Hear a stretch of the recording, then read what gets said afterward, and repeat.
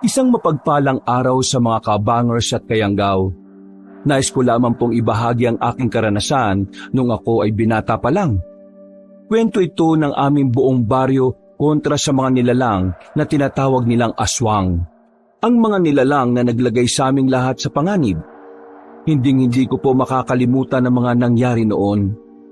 Lalong-lalo na kung papaanong muntikan na akong mamatay dahil sa paghasik ng kasamaan. Ako po si Eman, kabanong, mga kabangers at mga kayanggaw. Ito ang aking kwento. Bago nga pala magsimula ang ating kwento, sana'y mapindot nyo muna ang subscribe button at ang notification bell para lagi kayong nanonotify pag may bago tayong mga kwento. At huwag nyo rin kalilimutan mag-like at comment. Napakalaking tulong po ito sa ating channel para mas makapagatid pa kami sa inyo ng mga magaganda at mga nakakapangilabot na mga kwento. At ngayon, sa ating pagpapatuloy. Dakto, hindi naman pwede ang ganyan, Evan. Alam nyo naman na maliit lang kita sa pagtitinda ng kamatis magagawa nyo pa talagang bumali ng pera? Hindi naman tama yan. Ang mabuti ba ganito? Bukas, kapag marami kayong nabenta, ibibigay ko kagad sa inyo yung sahod ninyo. Pero yung kakaunti lang muna ha. Kasi wala pa namang Sabado Mang Rolen, meron naman po kaming pera sa inyo Di ba Sabado lagi ang sahuran natin? Miyerkules na nga po ngayon. Ibig sabihin, may naipon na po kami sa inyo. Yun po sana yung kukunin namin para may pambili kami ng gamot ng lola ko. Ay daka, hindi nga pwede ang ganyan. Ang usapan natin, tuwing Sabado sahuran. Kung wala pang Sabado, wala pang sahod. Ganun lang naman kasimple yon. Bakit ba hindi nyo maintindihan? Kahit ang grade 1, maintindihan yun Hindi ba kayo nag-aral ng grade 1? Ano rin ba yung hindi nyo maintindihan? Kailangan namin yung pera. Emergency. Pambili ng gamot kasi ni Lola. Ubus na yung gamot niya para sa linggong ito Pinagtrabahuan naman namin po yun Pera naman namin yun. Kaya dapat lang na ibigay nyo kapag gusto namin kunin. Aba. Nangangatwiran ka pa ko ha? Kung makapagsalita ka, akala mo naman ang laki-laki ng sinasahod ninyo. Milyones ba yun? Yun na nga ho ang punto, Mang Rolen Ang late na nga lang ng sinasahod namin, hirap na hirap ka pang ibigay. Baka naman kasi, ayaw mo kaming bumali kasi wala kang ibibigay. O baka naman, naubos mo na kakataya sa sabungan. Ay, abaloko tong pinsan mo, Eman Awatin mo to. Baka mamaya masaktan ko pa ito. Kapal ng mukhang pagbintangan ako. Ay, para sabihin ko sa iyong tao ka, marami akong pera. Kahit pumasok ka sa bahay ko, magwalis ka ng pera doon. Kaya ayaw kong bigyan ng pera kayo ngayon dahil labag yan sa usapan natin. Ngayon lang naman po tayo lalabag sa kasunduan Kailangan lang po talaga. Buhay po ng lolang nakataya dito. Yan kasi ang problema sa mahihirap at dukha na tao. Ang hihilig niyong suwayin ng mga napagkasunduan, mga batas, mga patakaran. Kaya hindi kayo naunlad Kasi simple kasunduan, hindi niyo magawa. Pasensya na kayo. Pero wala akong ibibigay na pera sa inyo ngayong gabi. Wala ba kayong puso? O kahit kaunting awa man lang dun sa matanda? Kapag hindi nyo kami pinagbigyan ngayon, baka mamatay ang lola namin kapag hindi niya nainom yung gamot niya. Wag ka nga, maintenance lang yan. Hindi naman agad mamamatay yun Sige na, malis na kayo. Habang hindi pa nainit ang ulo ko. Alis na! Alis! Napakasama talaga ng ugali ng panot na yan. Pera naman natin yun Wala na tayong magagawa. Ganyan talaga ugali niyan Sabi rin ng iba niyang tagalako ng kamatis. Sobrang kunat talaga niyan pagdating sa pera Ano nang gagawin natin ngayon? Saan tayo kukuha ng pambili ng gamot ni Lola? Maglalako pa ba tayo bukas? Hindi naman natin sigurado kung malaki ang kikitain natin. Umuwi na lang muna tayo. Mag-iisip ako ng paraan.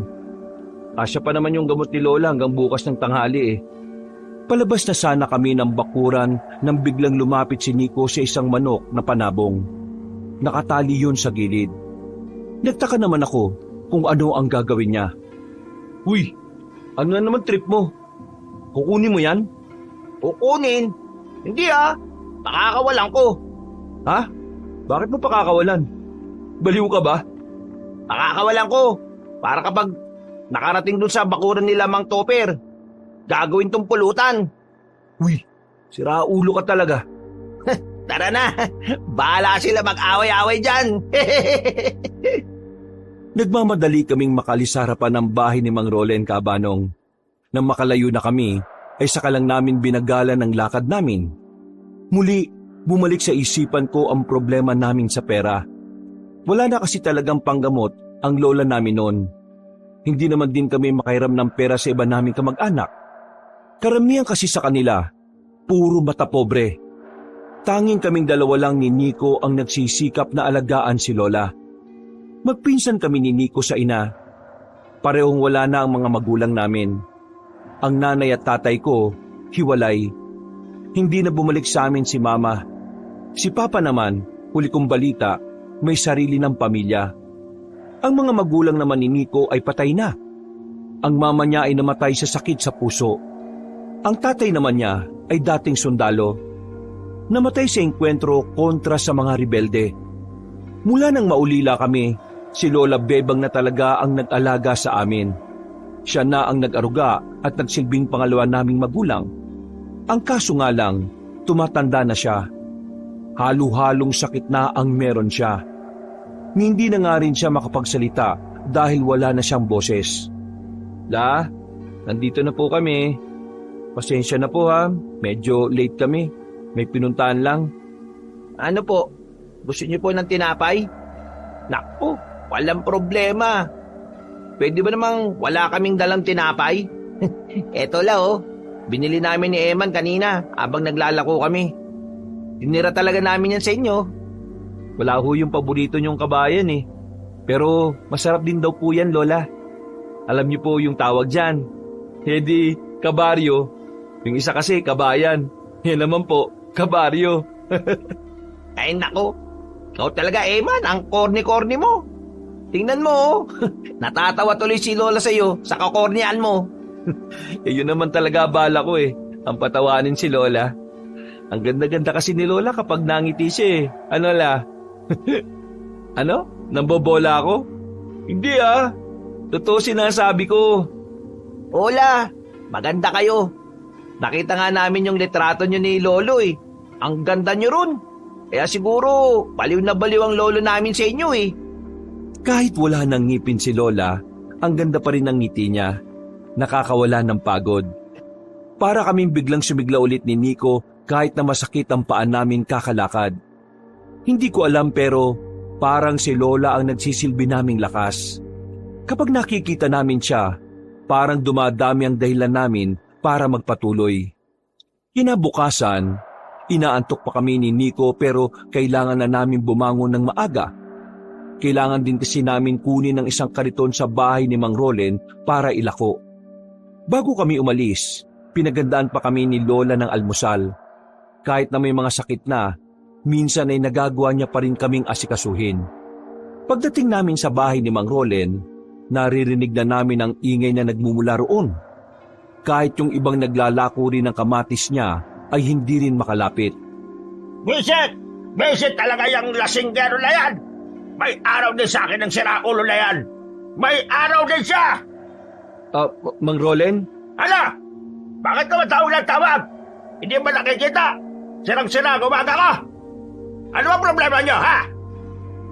Ano kasi, kukunin lang namin po yung kariton at mga kamatis na ilalako namin. Ano po bang nangyari sa inyo? Mukhang masama ang gising nyo, Eh, maganda na kasi sana yung gising ko. Kasi tumawag yung asawa ko mula sa ibang bansa. Ang kaso, paglabas ko sa bakuran, nawawala yung pinakamamahal kong manok. Malaman-laman ko nandun pala sa bakuran ni Topper. Bakit po hindi nyo nalang bawiin inyo naman po pala yun? Para ano? Para kainin ko? Yung manok ko, ginawa niyang lechon, pinulutan. Wisit na lasinggero yon. Bakit kasi nabuhay pa siya nung nasa kasaan siya nung nakarang taon Dapat namatay na yan Salot dito sa baryo natin yan. Puro kalasingan lang ang ambag sa pamilya. Padre di pamilya na palamunan! Buwisit! Ah, sige po. Balik na lang po kami mamaya. Sige na! Unin nyo na yung mga ilalako nyo bago ko pa kayo pagbuntunan! Dali-dali namin kinuha ang maliit na kariton na may mga nakalatag ng kamatis. Paglabas namin ng bakuran ni Mang Rolen ay biglang natawa si Nico. Hindi pa siya titigil kung hindi ko lang siya sinaway. Uy, baliw ka talaga. Nagkatotoo sinabi mo. Sabi ko sa iyo dapat lang sa kanya yun. Napakasama ng ugali niya Paano kapag nalaman niyang ikaw nagpalaya ng manok niya? Kung malalaman niya, hindi naman. Loko-loko ka talaga. Sinimulan namin ang paglalako ng kamatis. Sa unang baryo na napuntahan namin ay matumal ang bentahan. Kakaunti lang ang bumili. Wala pang 100 ang benta. Sa sumunod naman na baryo, kahit papaano ay maraming bumili. Pero hindi pa rin yun sasapat para makabali kami ng pera kay Mang Rolen. Mga bandang hapon naman, wala na talagang nabili ng kamatis. Marami-rami pa ang natitira. Sumapit ang 5:00 ng hapon, naisipan na lang namin bumalik sa amin at isurrender na ang mga kamatis kay Mang Rolen. Pagkakita niya lang sa amin sa bakuran niya, nakasimangot na kagad siya. Salubong ang kilay at napapamura pa. Ano yan? Kamatis po. Tarantado ka ba? Alam kong kamatis yan. Bakit ang dami pa yan? Pasensya na po, Mang Rolen. Pero matumal po ngayon ang bentahan sa mga lugar na napuntahan namin Anong matubal? Sila Benji nga ubos yung mga dala nila. Tapos kayo ganyan. Sila Benji kasi basket lang naman ang dala kami naman kariton. Nangagatwira ka na naman. Sipahin ko yung mukha mo Akin na yung benta. 300 lang po yung benta. Sige na, alis na. Baka naman po pwedeng... Bumali! Seryoso ka ba? 300 lang ang benta niyo, babalik ka. Di ba sabi ko, kapag malaki ang kinita niyo, ibibigay ko ang konting parte ng sahod ninyo. Malaki ba kinita niyo? Hindi naman Ay nako, naiirita ako sa inyo. Sige na, umalis na kayo. Siya nga po pala. Napadaan kami kanina sa bahay ni Mang Topper. Pinasyat lang kami ng isa. Tapos, nakipulutan na rin po kami ng manok. Grabe! Ang sarap po pala ng litsyong manok. Lalo na kapag panabong. Visit ka! Umalis na kayo! Baka mahampas ba kitang sa naulo ka? Naglakad na kami ng mabilis habang patawa-tawa pa si Nico. Gustong-gusto niya talagang inaasar si Mang Rolen.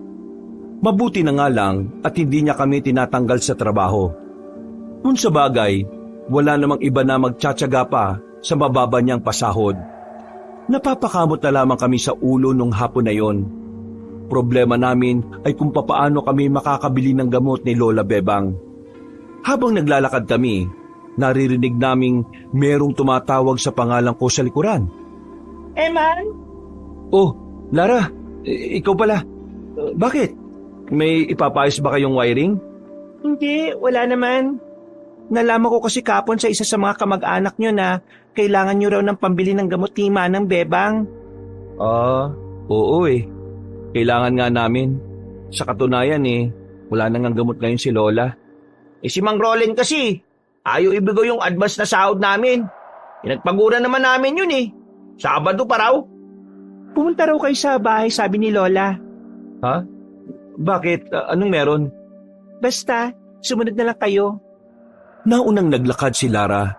Sinundan namin siya at habang naglalakad kami, hindi naming maiwasang mag-isip kung ano ang dahilan at bakit kami pinatatawag ng lola niya. Mga ilang sandali lang ay nakarating na rin kami roon. Bumungad sa amin na matandang babae na puti na rin ang buhok na si Aling Tessie. Kakilala siya ni Lola pero hindi sila sobrang close sa isa't isa. Kailangan nyo ng pera? Opo Kailangan po namin. Wala na po kasing gamot si Lola. Pahiramin ko kayo ng pera para may pambili na kayo ng gamot. Naku, maraming salamat po, Aling Tessie. Huwag po kayo mag-alala. Makakabayad naman po kami kagad kapag nakuha namin yung sahod namin. hindi ko kailangan ng pera. Oh, may pagagawa lang ako sa inyo bukas ng hapon. Ganitong oras din. Pumunta kayo rito pagkatapos yung maglako ng mga tinda ninyo. Ano pong ipapagawa nyo? Bukas ko na sasabihin. Sa ngayon, unahin niyo muna ang gamot ng lola ninyo. Bumiyahe na kayo kagad papuntang bayan para makabili. Sige na. Naku, maraming salamat po talaga, Aling Tessie. Hulog po kayo ng langit. Huwag ka magpasalamat dahil hindi naman yan libre. Salamat pa rin ho. Kasi wala na po kasi talaga kaming malapitan eh. Kayo pa na hindi naman namin kaano-ano ang tumulong sa amin. Ngumiti lang ng malapad na matandang babae. Naglakad na kami palabas ng bakuran nila. Tuwang-tuwa kami nung mga sandaling yon. Gumaan na rin ang pakiramdam namin. Alam mo, ang bait talaga nun ni Aling Tessie, no? Pero mas mabait si Lara, insan. Alam mo, parang bagay nga kayo eh. Bagay pinagsasabi mo dyan. Di ako papatulan nun, no? Ano mo naman nasabing hindi? Hindi naman mukhang maarte si Lara. Basta, para sa akin, hindi kami bagay. Sobrang layo ng agwat namin. Sa Maynila nag-aral yung si Lara, no? Matalinong tao yun. Hindi yun papatol sa probinsyanong hindi nga nakapagtapos kahit na high school eh. Uy, grabe ka naman sa sarili mo, insan. At sasabi lang naman ako ng totoo, insan. Oh, paano? Dito na ako. Ikaw na bahalang bumili ng gamot ni Lola, ha? Mag-ingat ka. Naghiwalay na kami sa isang kanto. Ako naman ay umuwi na lang din sa bahay para asikasuhin si Lola. Nung gabing yun, naging payapa ang utak namin ni Nico. Nabilhan ng gamot si Lola para sa 1 buwan. Marami-rami na yon. Malaki na ang may tutulong noon para mas makapag-ipon pa kami. Kinabukasan, naging maayos naman ang benta ng kamatis. Marami kaming kinita. Pero kahit na ganon, hindi pa rin kami pinabali ni Mang Rolen. Hindi na lang din namin kinulit. Naisipan naming hintay na lang ang araw ng Sabado. Pauwi na kami noon nang maalala naming daanan si Lara sa kanila. Ang sabi kasi ni Aling Tessie, sasamaan kami ni Lara sa pupuntahan namin. May kukunin daw kasi silang mahalagang bagay. Hindi raw kayang buhatin ni Lara yon na mag-isa. Lara, matanong ko lang, ano pala yung kukunin natin? Bakit sa gubat tayo dadaan? Kung sasabihin ko ba sa inyo, siseryosohin niyo ako? Bakit naman hindi? Mukha namang hindi ka nagbibiro eh. Hindi naman kami siraulo para gawing katatawanan ng sasabihin mo. Meron kaming lumang bahay sa gubat. Napaglipasan na ng panahon. Hindi na namin magawang tirhan dahil sa dami ng masasamang nangyari doon. May kailangan lang talagang kunin sa basement nun. Pagkatapos, uuwi kagad tayo. Mabigat kasi yon, kaya hindi ko kaya mag-isa. Bakit kami napili niyong tumulong? Sabi ni Lola, nasubaybayan niya ang paglaki niyo. Mababait daw kayong tao at napalaki ng tama. Nagsasabi ng totoo, Lola mo. Teka, ano ba yung kukunin natin? Isang baul, mahabang baul. Parang kasing haba ng kabaong. Ang laman nun ay mga sandata. Sandata? Gaya ng alin? Malalaman niyo na lang mamaya kapag nabuksan na natin. Bakit may mga sandata kayo? Malapit na tayo. Bilisan na lang natin ang lakad natin. Hindi na kami nagtanong. Nilakyan na lang din namin ang lakad namin. Maya-maya lang, may natanaw na kaming isang bahay na bato. Ginagapangan na ng mga halaman. Hindi na rin makita ang pinto kung hindi pa namin tatanggalin ang mga baging. Bahay ito ng nanay ni Lola. Dito unang tumira ang angkan namin noon. Sayang nga lang, hindi ko na ito naabutan. Papasok talaga tayo dyan? Oo, nasa basement ang kukunin natin. At may basement pa talaga yan? Tara, umpisa na natin. Baka abutin pa tayo ng gabi rito. Tinanggal namin ang mga nakaharang, dala-dala ang malaking lampara. Pumasok kami sa loob. Puro mga nakakalat na gamit ang bumungad sa amin. Ang dami na ring halaman na tumubo. Kailangan pa naming tabasin ng iba para makadaan kami. Malaki ang bahay, kaya hinanap pa namin saglit kung nasaan ang basement. Pagdating namin sa likuran ng hagdan, may nakita kaming pinto roon. Pinagtulungan naming tatlo buksan dahil sobrang higpit. Nang mabuksan na namin yon, bumungad sa amin ng isang hagdan pababa. Eto na yon. Babain na natin. Parang nakakatakot bumaba dyan ah. Wala bang ahas dyan? Hindi nakakapasok ang mga ahas sa mga ganitong uri ng basement. Masyadong kulog. Kung sakaling meron, mag-ingat na lang sa tuklaw kung gusto mo pang makaabot sa pagsikat ng araw. Marunong ka rin palang manakot ha. Hindi nagtagal, binaba na namin ang hagdanan. Malawak din ang basement sa ilalim. Sinindihan namin ang mga gasera doon na nilagyan pa namin ng gaas. Maraming libro doon na sobrang dami na ring alikabok. Meron din mga lumang gamit na parang pang sinaunang panahon pa. Hindi mo ba alam kung saan eksakto nakalagay yung baul na sinasabi mo? Kahit si Lola, hindi niya rin alam. Hindi naman kasi siya pinapayagang pumunta rito eh. Nitong matanda na siya, sa kanya lang nalaman ang basement na ito. Ano yun? Yung nasa likod ng mga nakatambak na yan. Nilapitan namin ang likuran ng mga nakatambak na gamit. Meron kaming nakitang mahabang kahon doon. Nang hilahin namin yon, ay nalaman na namin na yun pala ang baul na sinasabi ni Lara. Hindi na kami nagsayang ng oras. Pinukpok kagad namin ng martilyo ang kandado. Dahil kinakalawang at marupok na rin naman yon, ay agad na rin namin yung nabuksan. Bumungad sa amin ng mga patalim, katana, itak, punyal, at kung ano-ano pang patalim. Sobrang kapal na ng alikabok, pero walang kalawang. Eto na yon. Ano naman ang gagawin natin dyan? Sabi mo nga sa amin, Lara, may paggagamitan ba kayo niyan sa mga kalugar natin? Sino bang kaaway nyo? Meron paggagamitan ito, pero hindi sa mga kalugar natin, kundi sa mga aswang. Teka. Aswang? Seryoso ka ba? Hindi ba kayo naniniwalang may aswang? Hindi naman sa hindi naniniwala. Hindi ko lang talaga inakala na ganun yung sasabihin mo. Oo nga, kasi hindi naman kayo mukhang pumapatay ng aswang eh. Seryoso nga.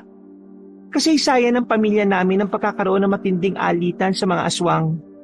Dito mismo sa bahay na ito. Dito dinadala ang mga kasapi ng nanay ni Lola na sugatan. Nakikipaglaban sila sa mga aswang. Dito na rin nagkandamatay ang iba nilang kasamahan. At yung ibang kamag-anak nila Lola, dito na rin pinatay ng mga aswang. Kaya nga, nasabi ko kanina na maraming masasamang nangyari dito. Teka lang. Masyado kong nabibilisan sa mga nangyayari. Di, yung angka nyo pala yung mga nasa kwento-kwento na isa sa mga angka na kumakalaban sa mga aswang noong panahon ng Kastila? Oo. Isang angkan namin at ang angkan lang namin ang tanging nanatiling buhay sa panahon na ito. Astig! Totoo pala talaga yung mga kwento-kwentong yon?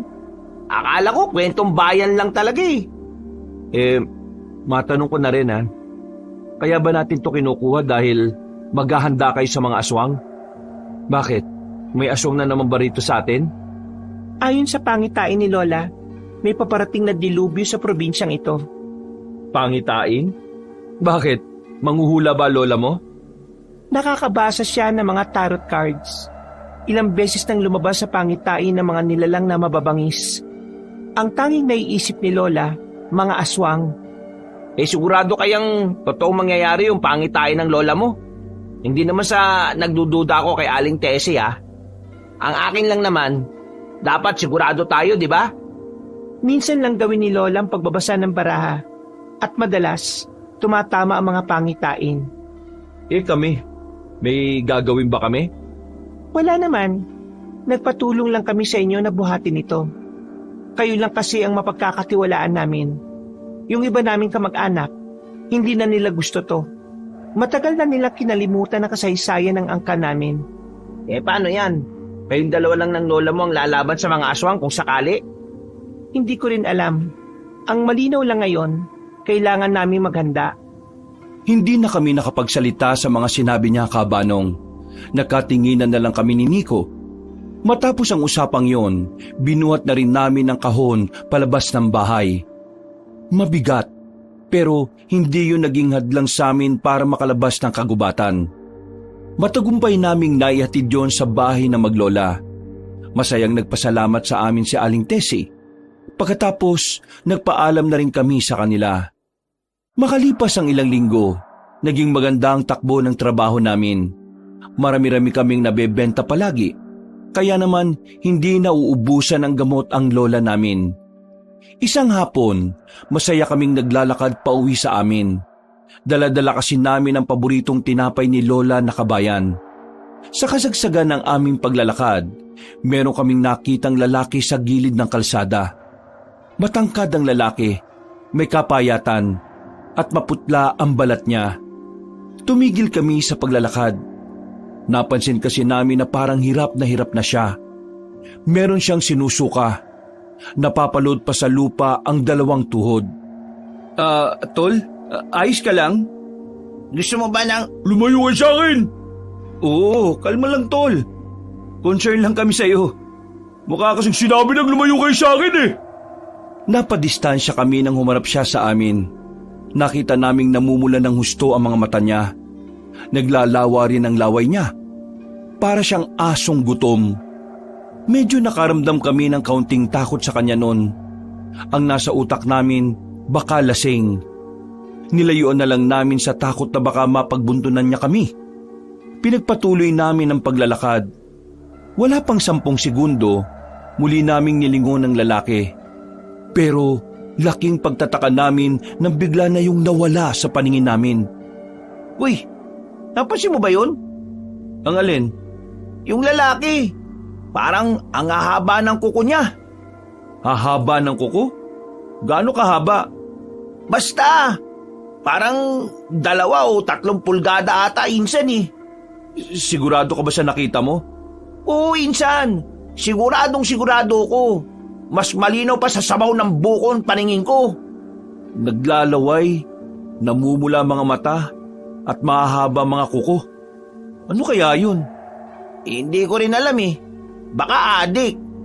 Adik? Hindi naman siya mukhang lulong eh. Ay nako, hayaan na nga natin yun. Sino ba yun? Para pagsayangan natin ang oras. Tama.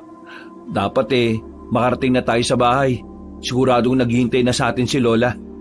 Binilisan na lang namin ang paglalakad kabanong. Mga ilang sandali lang, nakapasok na rin kami sa baryo namin. Kaso, nang dumating kami ron, nakita naming nagbubulungan na ang mga tao. Si Lara, nakita namin na nakatayo sa harapan ng bahay. May lungkot sa mga mata niya. Nagtaka naman kami kung bakit siya naroon. Lumapit kami. Bago kami nakapagsalita, inunahan na niya kami. Eman, ang lola nyo, Ha? Bakit? Nasaan si Lola? dinala siya ng mga kalugar natin. Natagpuan siya kanina dito sa bakuran nyo. Walang malay. Nang marinig pa lang namin yon, ay agad na kaming kinabahan. Hindi na namin nasagot si Lara. Tumakbo agad kami pabalik sa terminal ng mga tricycle.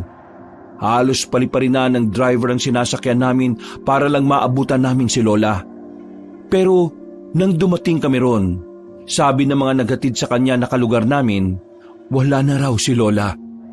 Ayon sa kanila, nakita raw ng mga bata na parang inaatake sa puso ang lola namin. Hindi agad nakatawag ng saklolo mga bata dahil hindi naman nila agad naintindihan kung ano ang nangyayari. Noong mga sandaling yon kabanong, parang gumuho ang mundo namin. Nawalan kami ng lakas. Ang dahilan kung bakit kami patuloy na lumalaban ay bigla na lang naglaho. Walang humpay ang iyak namin noong mga sandaling yon. Hindi na nga rin namin namalaya na kasama na namin si Aling Tessie at si Lara. 10:00 na ng gabi nang maging kalmado na kami. Saka palang nagrehistro sa utak namin na wala na talaga ang lola namin. Kumain na muna kayo. Hindi pa kayo naghahaponan. Sige lang po. Wala po kaming gana eh. Maraming salamat po sa pagdamay. Pero kaya na po namin. Anong oras na rin po. Umuwi na po kayo. Sige, sabihin niyo sa amin kung anong pwede naming maitulong. Kinabukasan, naiburol agad si Lola sa bahay namin. Makalipas lang ang 3 araw ay naipalibing na rin siya sa tulong ng mga taong nagdonasyon para mabayaran ang mga utang sa pagpapalibing. Sobrang bigat ng pakiramdam namin noon, Kabanong. Gulong-gulo ang utak ko. Parang pakiramdam namin, hindi totoo ang mga nangyari. Siguro nga, tama si Aling Tessie. Kailangan natin magpatuloy. Kahit na mahirap, kailangan nating tanggapin na wala na nga si Lola. Hindi ko nga lang kasi lubos maisip na mangyayari yun eh. Hindi pa pala sapat ang mga gamot na binibili natin. Man, insan, gusto ko umusad eh. Sasamahan mo ba ako sa pag-usad na yon? Oo naman. Alam kong hindi rin naman matutuwa si Lola kapag nakita niya tayong lugmok eh. Dapat nakangiti si Lola. Gawin natin siyang proud sa atin kahit nasa langit na siya. Tinapi ko si Nico sa balikat. Kumuha ko ng makinis na bato at pinukol sa ibabaw ng ilog. Napangiti pa ako nang makitang tumalbog yon ng ilang ulit. Matapos naming makapagmuni-muni sa kagubatan, agad na rin kaming umalis doon. Bumalik na lang kami sa bahay para ayusin ang mga kalat sa harapan ng bahay namin. Habang naglalakad kami, nakasalubong namin si Mang Rolen. Nakasimangot ang mukha niya. Hindi namin alam kung bakit. Lalagpasan na lang sana namin siya pero bigla niya kaming tinawag. Hoy! Kayong dalawa! Bakit po, Mang Rolen? Kailan ba kayo babalik sa paglalako ng kamatis ko, ha? Baka po sa susunod na linggo pa po, Mang Rolen. Hindi pa rin kasi kami... Ang dami nyo sigurong pera galing sa mga abulay. Kaya yung kamatis na pinagkukunan nyo noon ng pagkain binabaliwalaan nyo na. Hindi naman ho yata tama na isipin nyo sa amin yan, Mang Rolen. Magsimulaan na kayo ulit bukas sa maglalako. Sayang din yung nawawalang pera sa akin kasi walang naglalako ng kari-kariton kong kamatis na. Nabubulok lang sa bahay Mawalang galang na po, Mang Rolen. Pero mas kailangan nyo yatang magkaroon ng mabuting puso kaysa maraming pera eh. Anong sabi ba? Alam nyo naman nakamamatay lang ng lola namin, di ba? Hindi na mabubuhay ang lola nyo kahit maging malungkot kayo hanggang susunod na taon. Mas mabuti bang kumilos na kayo kaysa mag-iiyak kayo araw-araw? Ganun po ba? Ito kaya... Biglang sinapak ni Nico si Mang Rolen. Sa lakas ng pagkakasuntok ni Nico ay agad na natumba si Mang Rolen at tumama pa ang likod sa bakod. Hindi ko inawat si Nico. Kahit ako man din kasi ay banas na sa sinabi ng matandang yon. Sinabi na namin, di ba? Hindi pa kami okay. Huwag mo nga kaming pinipilit dahil hindi mo kami pag-aari, no? Kung hindi mo kayang igalang ang pagluluksaan namin, manahimik ka na lang, siraulo ka, matanda ka.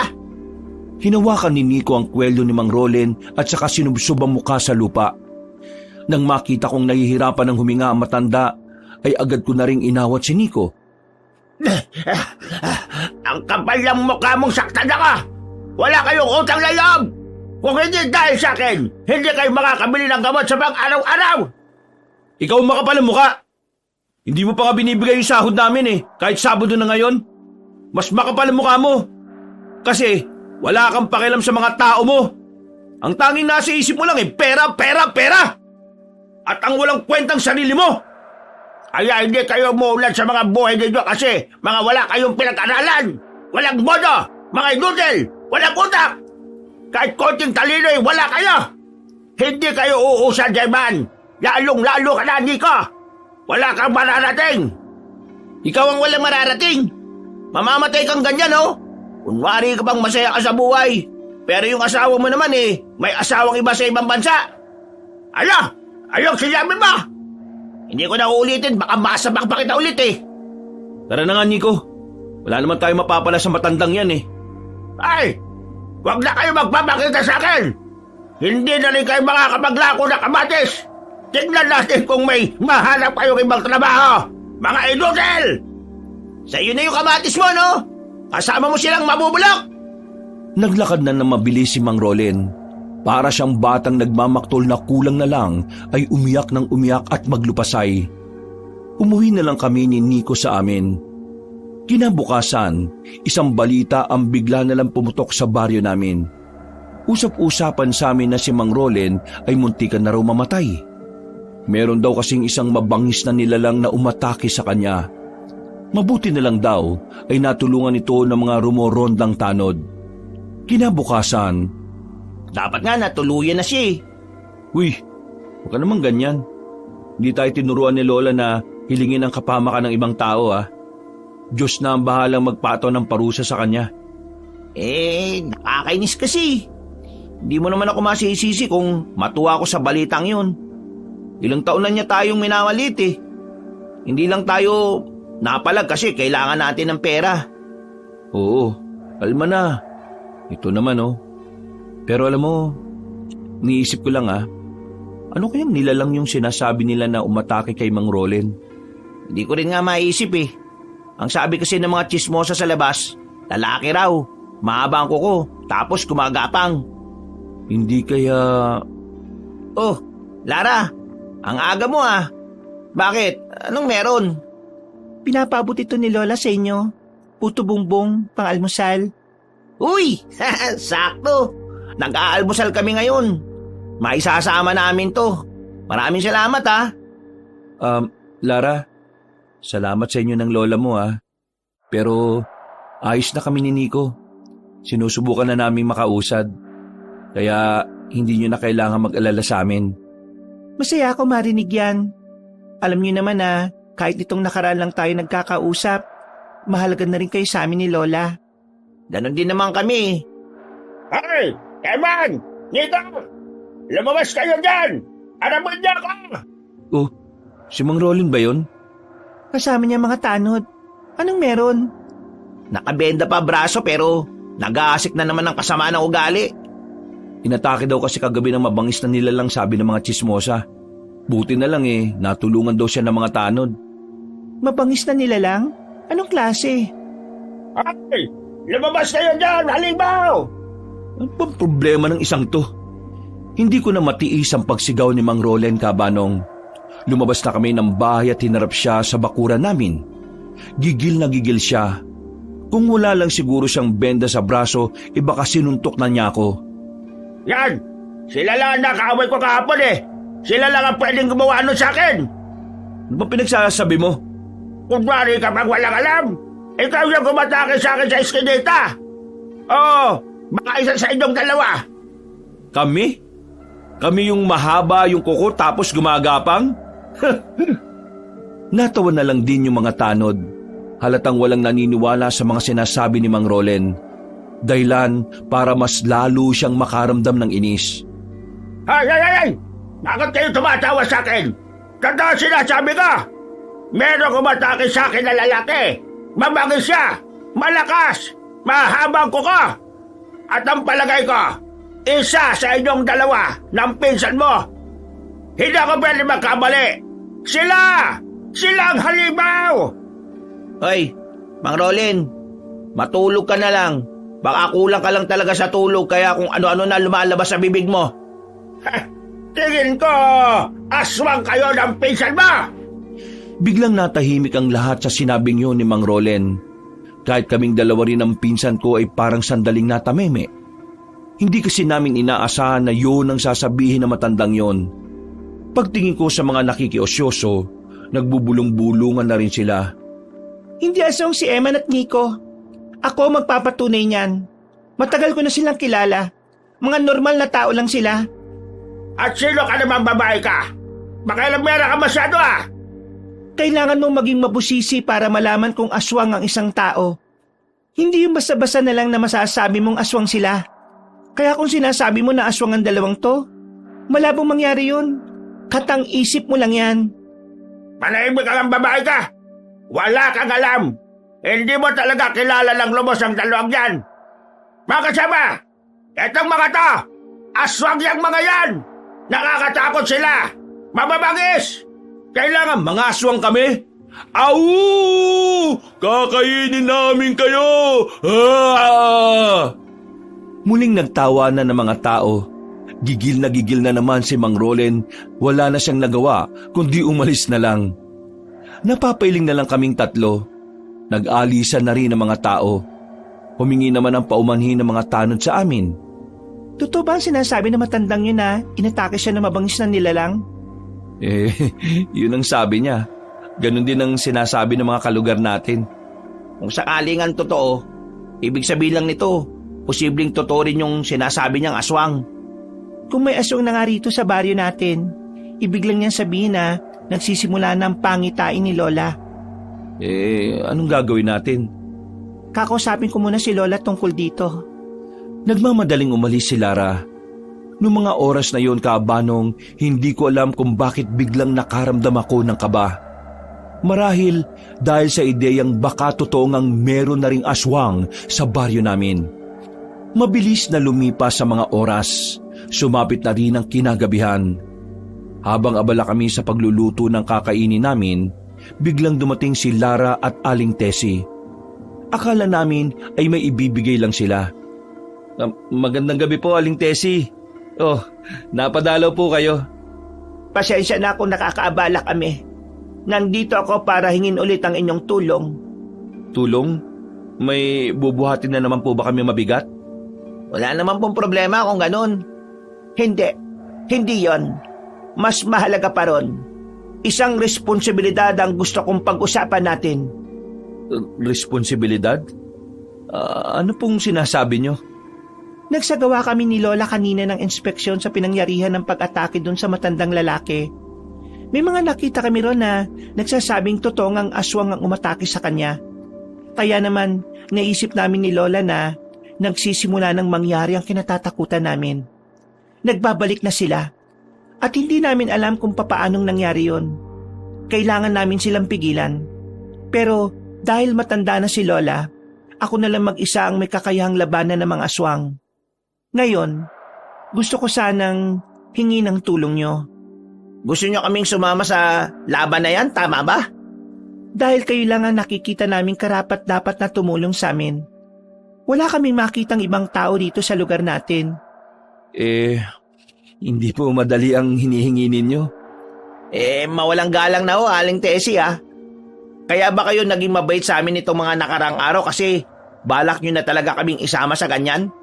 Insan, kalma. Hindi tamang magsalita ka ng ganyan sa kanila. Ayos lang, Eman. Pero gusto ko lang linawin. Ang mga tulong at pagiging mabuti namin sa inyo ay bukal sa aming kalooban. Pero nagkataon lang na nandito na ang problema. At taging kayo lang ang may potensyal na tulungan kami. Kayo lang naman ang kilala namin na medyo mapagkakatiwalaan namin sa ganitong bagay.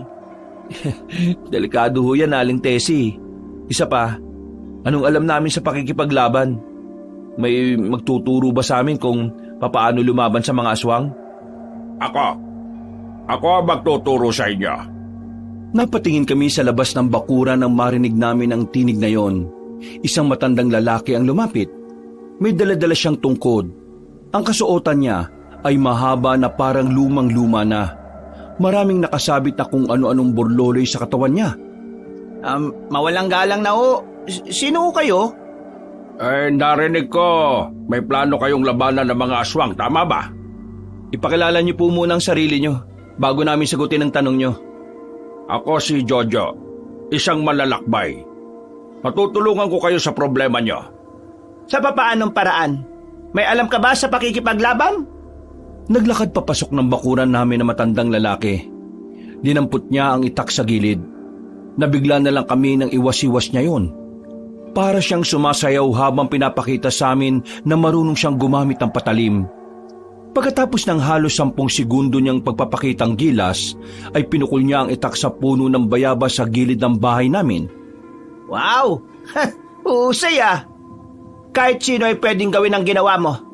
Kailangan ko ng isang patunay para makumbinsi mo kung matutulungan mo ang mga batang ito. Dati na ako nagpunta sa baryong ito. Sa katunayan, kilala ko ang angkan ng mga manunugis dito. Saang angkan ka ba nabibilang? Nabibilang ako sa angkan ng mga De La Cruz. Ang angkan na dating nakipagtulungan sa angkan ng Salvasyon. Kabilang kami sa angkan ng Salvasyon. At itong dalagang ito ang apo ko. Ang huling henerasyon ng aming angkan. Kung ganon, wala na tayong dapat ikaduda. Paano mo naman sila matutulungan? Marami akong nalalaman kung paano humawak ng mga sandata. Kung ano ang mga kainaan ng aswang. At higit sa lahat, may mga kaalaman din akong taktika upang papano sila mapupuksa. Teka. May alam ka ba kung bakit bigla na lang nagkaroon ng aswang dito sa amin? Matagal nang walang aswang dito sa pagkakaalam ko. Pero sa ibang probinsya, may kumakalat na balita na may maliit na pamilya ng aswang ang nambibiktima ng tao. Nangyayanggaw sila. Ano? Yanggaw, isang proseso na ginagamit ng mga aswang para magparami gamit ang mga taong mahihina ang resistensya. Kadalasan, mga nabibiktima nila ay mga taong madalas magkasakit. At iniisip nyo yun ang dahilan kung bakit may aswang narito? Yung lalaki, Insan. Yung lalaki nakita natin. Nung bago mamatay ang lola namin, meron kami nakitang lalaki na nagsusuka. Namumula mga mata niya. Naglalaway din. Tapos, nakita ni Nico na mahaba rin ang kuko. Hindi kaya mga sintomas ng yanggaw? Kilala nyo ba yung lalaking yon? Hindi eh. Hindi namin alam kung taga rito ba siya sa baryo o baka napadaan lang. Bakit ngayon nyo lang ito sinasabi? Namatay ang lola namin eh. Malamang, hindi namin agad maalala yun. Kung magtitiwala kayo sa akin, magagawa nating labanan ng mga aswang. Mapipigilan natin ang masasama nilang binabalak. Nung una, medyo duda pa rin kami sa matandang lalaki na bigla na lang sumulpot, Kabanong. Pero sa paglipas ng mga araw, unti-unti niyang napatunayan sa amin na karapat dapat siyang mapagkatiwalaan. Dinala niya kami sa tirahan niya. Pinakita niya sa amin lahat ng mga bagay na may kinalaman sa mga aswang. Sa mga nagdaang araw din ay unti-unti niya kaming tinuruan ng mga galaw. Mga taktika kung papaano haharapin ang aswang. Kahit na papaano, madali naman kaming natuto dahil magaling din namang magturo si Mang Jojo. Tumagal ng halos 2 linggo. Nakapalagayan na rin namin ang loob ang matandang lalaking yon. May pagkakataon nga na sa bahay na rin namin siya natutulog. Hindi ko alam pero pakiramdam ko, parang matagal na namin siyang kilala. Makakauwi ka pa ba niyan sa inyo? Nakainom ka na eh. Di kung malalasing ako, dito ulit ako matutulog. Ayos lang ba talaga na nagiinom ka? Ubo ka na ng ubo eh. Oy, nag-aalala na sila sa akin ah. Siyempre naman, ikaw na yung parang leader namin eh. Paano pag biglang umatake ang mga aswang? Anong gagawin namin kung wala ka? Wala pa mga aswang. Hindi pa sila darating dito. Baka nagpaparami pa ang mga yon. Yun na nga ang punto eh. Sa halip na sana nagre-relax tayo, dapat naghahanap na tayo sa kanila. Sandali nga. Matanong lang kita.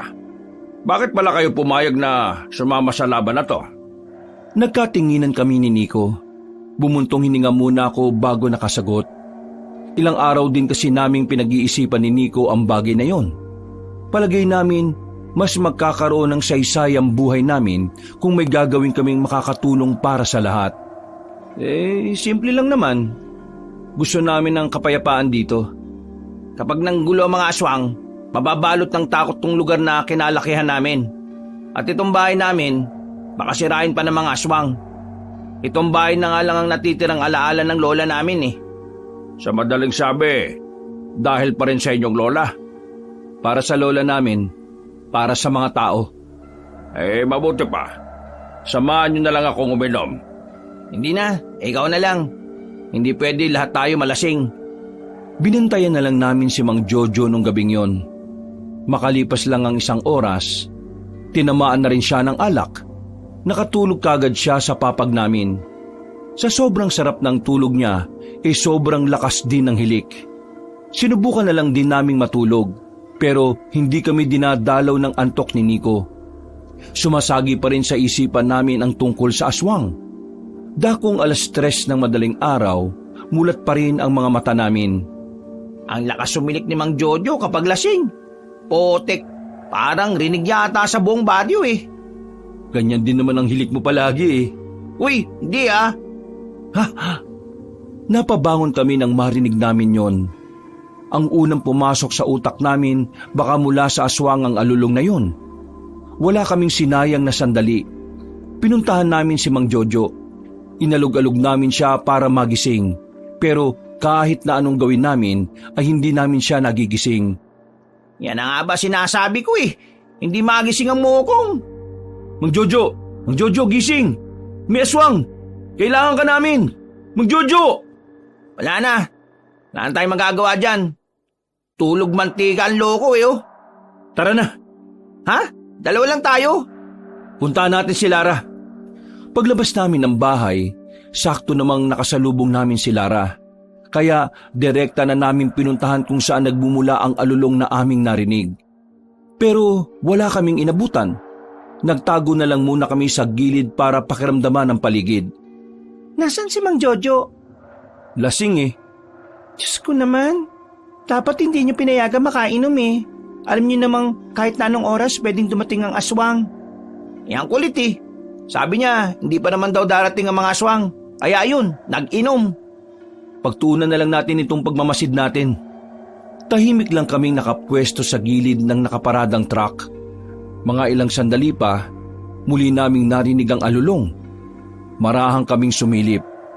Pagtingin namin sa bubungan ng isang bahay, naroon ang isang lalaking nakadapa sa bubungan. Sa mga sandaling yon, saka lang namin naramdaman ni Nico ang matinding kaba. Yun kasi ang unang beses na nakakita kami ng aktwal na aswang. Aakitin natin sa bubong? Oo, baka may inaaswang siya sa bahay na yan. O kalma lang. Insan, kalma. Huwag ka matakot. 3 tayo, isa lang yun. Marahan kaming lumabas sa kinalalagyan namin. Nang nasa harapan na kami ng bahay, napatingin sa amin ang aswang. Umangil siya ng malakas. Lumalabas-labas pa ang mahaba at matulis niyang dila. Hoy aswang! Bumaba ka dyan! Kami kalabanin mo! Wow! Parang pelikula lang ni FPJ yung mga linyaan ah. Huy, magseryoso ka nga. Hindi kami pinansin ng aswang na yun. Sa halip, gumapang siya palayo. Tumalon-talon sa mga kalapit na bahay. Hinabol namin ang aswang hanggang sa makarating na kami sa tulay. Dito na tumigil ang nilalang at nakatayo lang siya sa gitna ng daan. Napagod ka na bang tumakas? Magsasalita pa sana si Lara ulit nang biglang gumapang yon papunta sa amin. Sabay-sabay naman kaming nakailag pero hindi siya tumigil. Ilang beses niya kaming tinangka na abutin pero buti na lang ay may kaalaman na rin kami sa pakikipaglaban. Hinigupit ni Lara ng itak yung aswang. Nahagip niya yon sa bandang balakang. Kaya naman hindi na rin ako nagpatumpik-tumpik pa. Tinaga ko rin ang aswang. Tinamaan siya sa braso. Buong akala namin ay mapapatay na namin ang aswang na yon. Pero naggulat na lang kami nang bigla siyang umangil ng malakas. Parang sumigla siya ulit. Mas naging mabilis. Hindi na namin nabantayan ang mga kilos niya. Kinalmot niya ako. Tinamaan ako sa balikat. Sinunod naman niya si Lara. Sa kasamaang palad, tinamaan din siya ng kalmot sa tagiliran. Mabuti na lang ay hindi yun malalim. Si Nico naman parang hindi alam ang gagawin. Hawak niya ng 2 kamay ang itak. Unti-unting gumagapang ang aswang palapit sa kanya habang paatras naman siya ng paatras. Sige, lumapit ka. Tatagay kita. Buwisit ka! Tagayin mo na! Kanina ka ba sabi ng sabi dyan eh? Huwag ka nga magmadali. Kuminis ka na. Pambira ka naman oh. Nagalit ang aswang sa kabagalan ni Nico. Nagmamadaling lumapit sa kanya ang aswang at takmang sasakbalin na sana siya nang biglang dumating si Mang Jojo. Nakita na lang namin na tumagos na yung katana niya sa katawan ng nilalang na yon. Mang Jojo, malakas ang pang-amoy ko sa mga salutan nilalang. Inistorbo mo ang tulog ko. Ha! Tigok ka ngayon. Kala ko ba tulog yan? Tulog naman talaga yan kanina eh. Ewan ko bakit gising na yan. Paggugot ni Mang Jojo ng katana ay siya namang bagsak ng aswang sa lapag. Agad yung binawian ng buhay.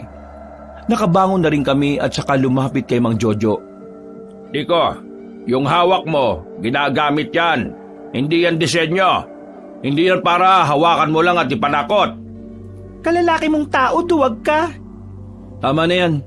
Hindi naman kami sanay sa ganito eh. Kaya intindihin nyo na lang yung mga naging reaksyon niya. Ang mahalaga naman ngayon, ligtas tayong lahat. Pasensya na talaga.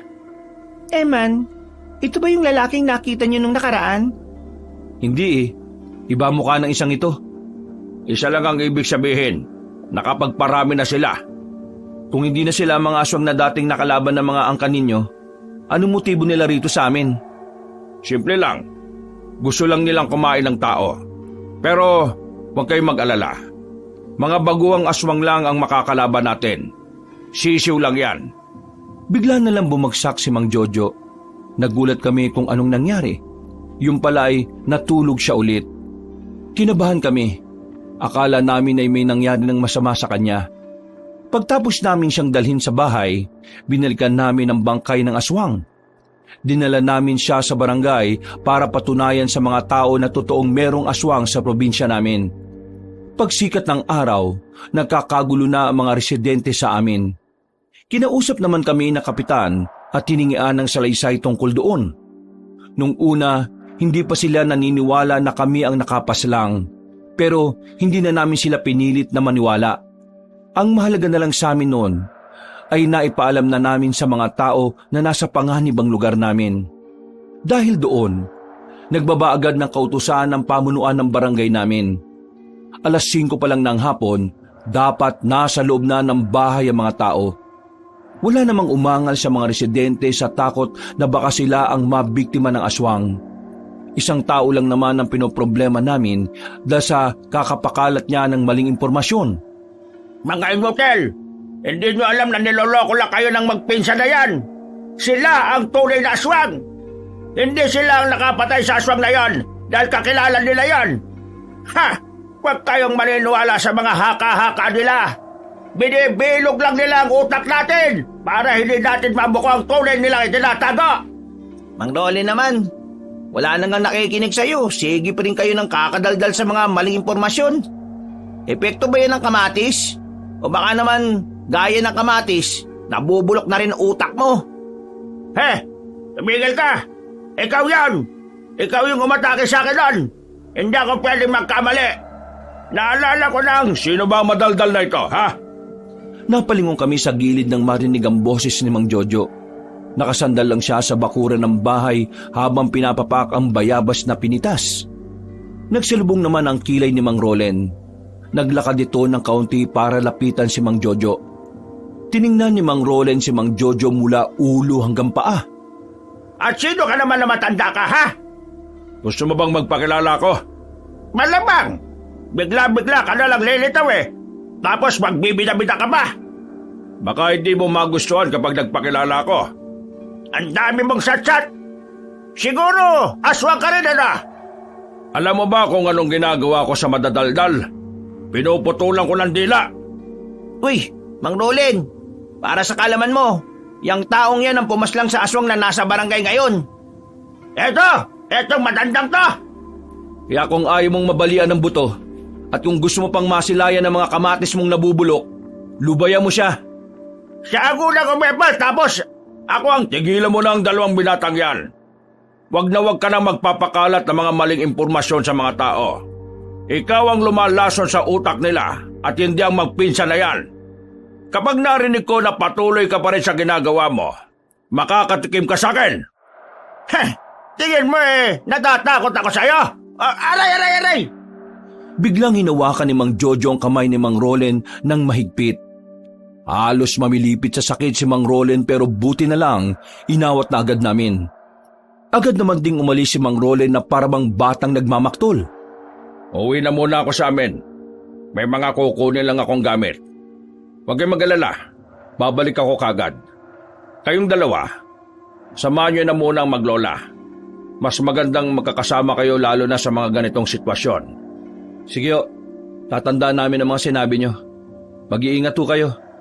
Pag-alis ni Mang Jojo, pumunta na kagad kami sa bahay nila Lara. Naabutan namin silang naghahasa ng mga sandata nila.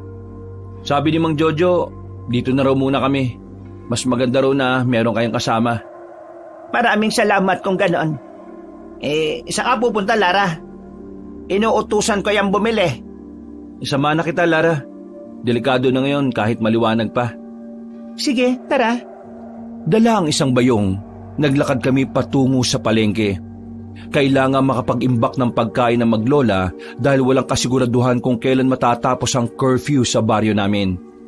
Nang makarating na kami sa palengke, kakaunti lang ang mga tao.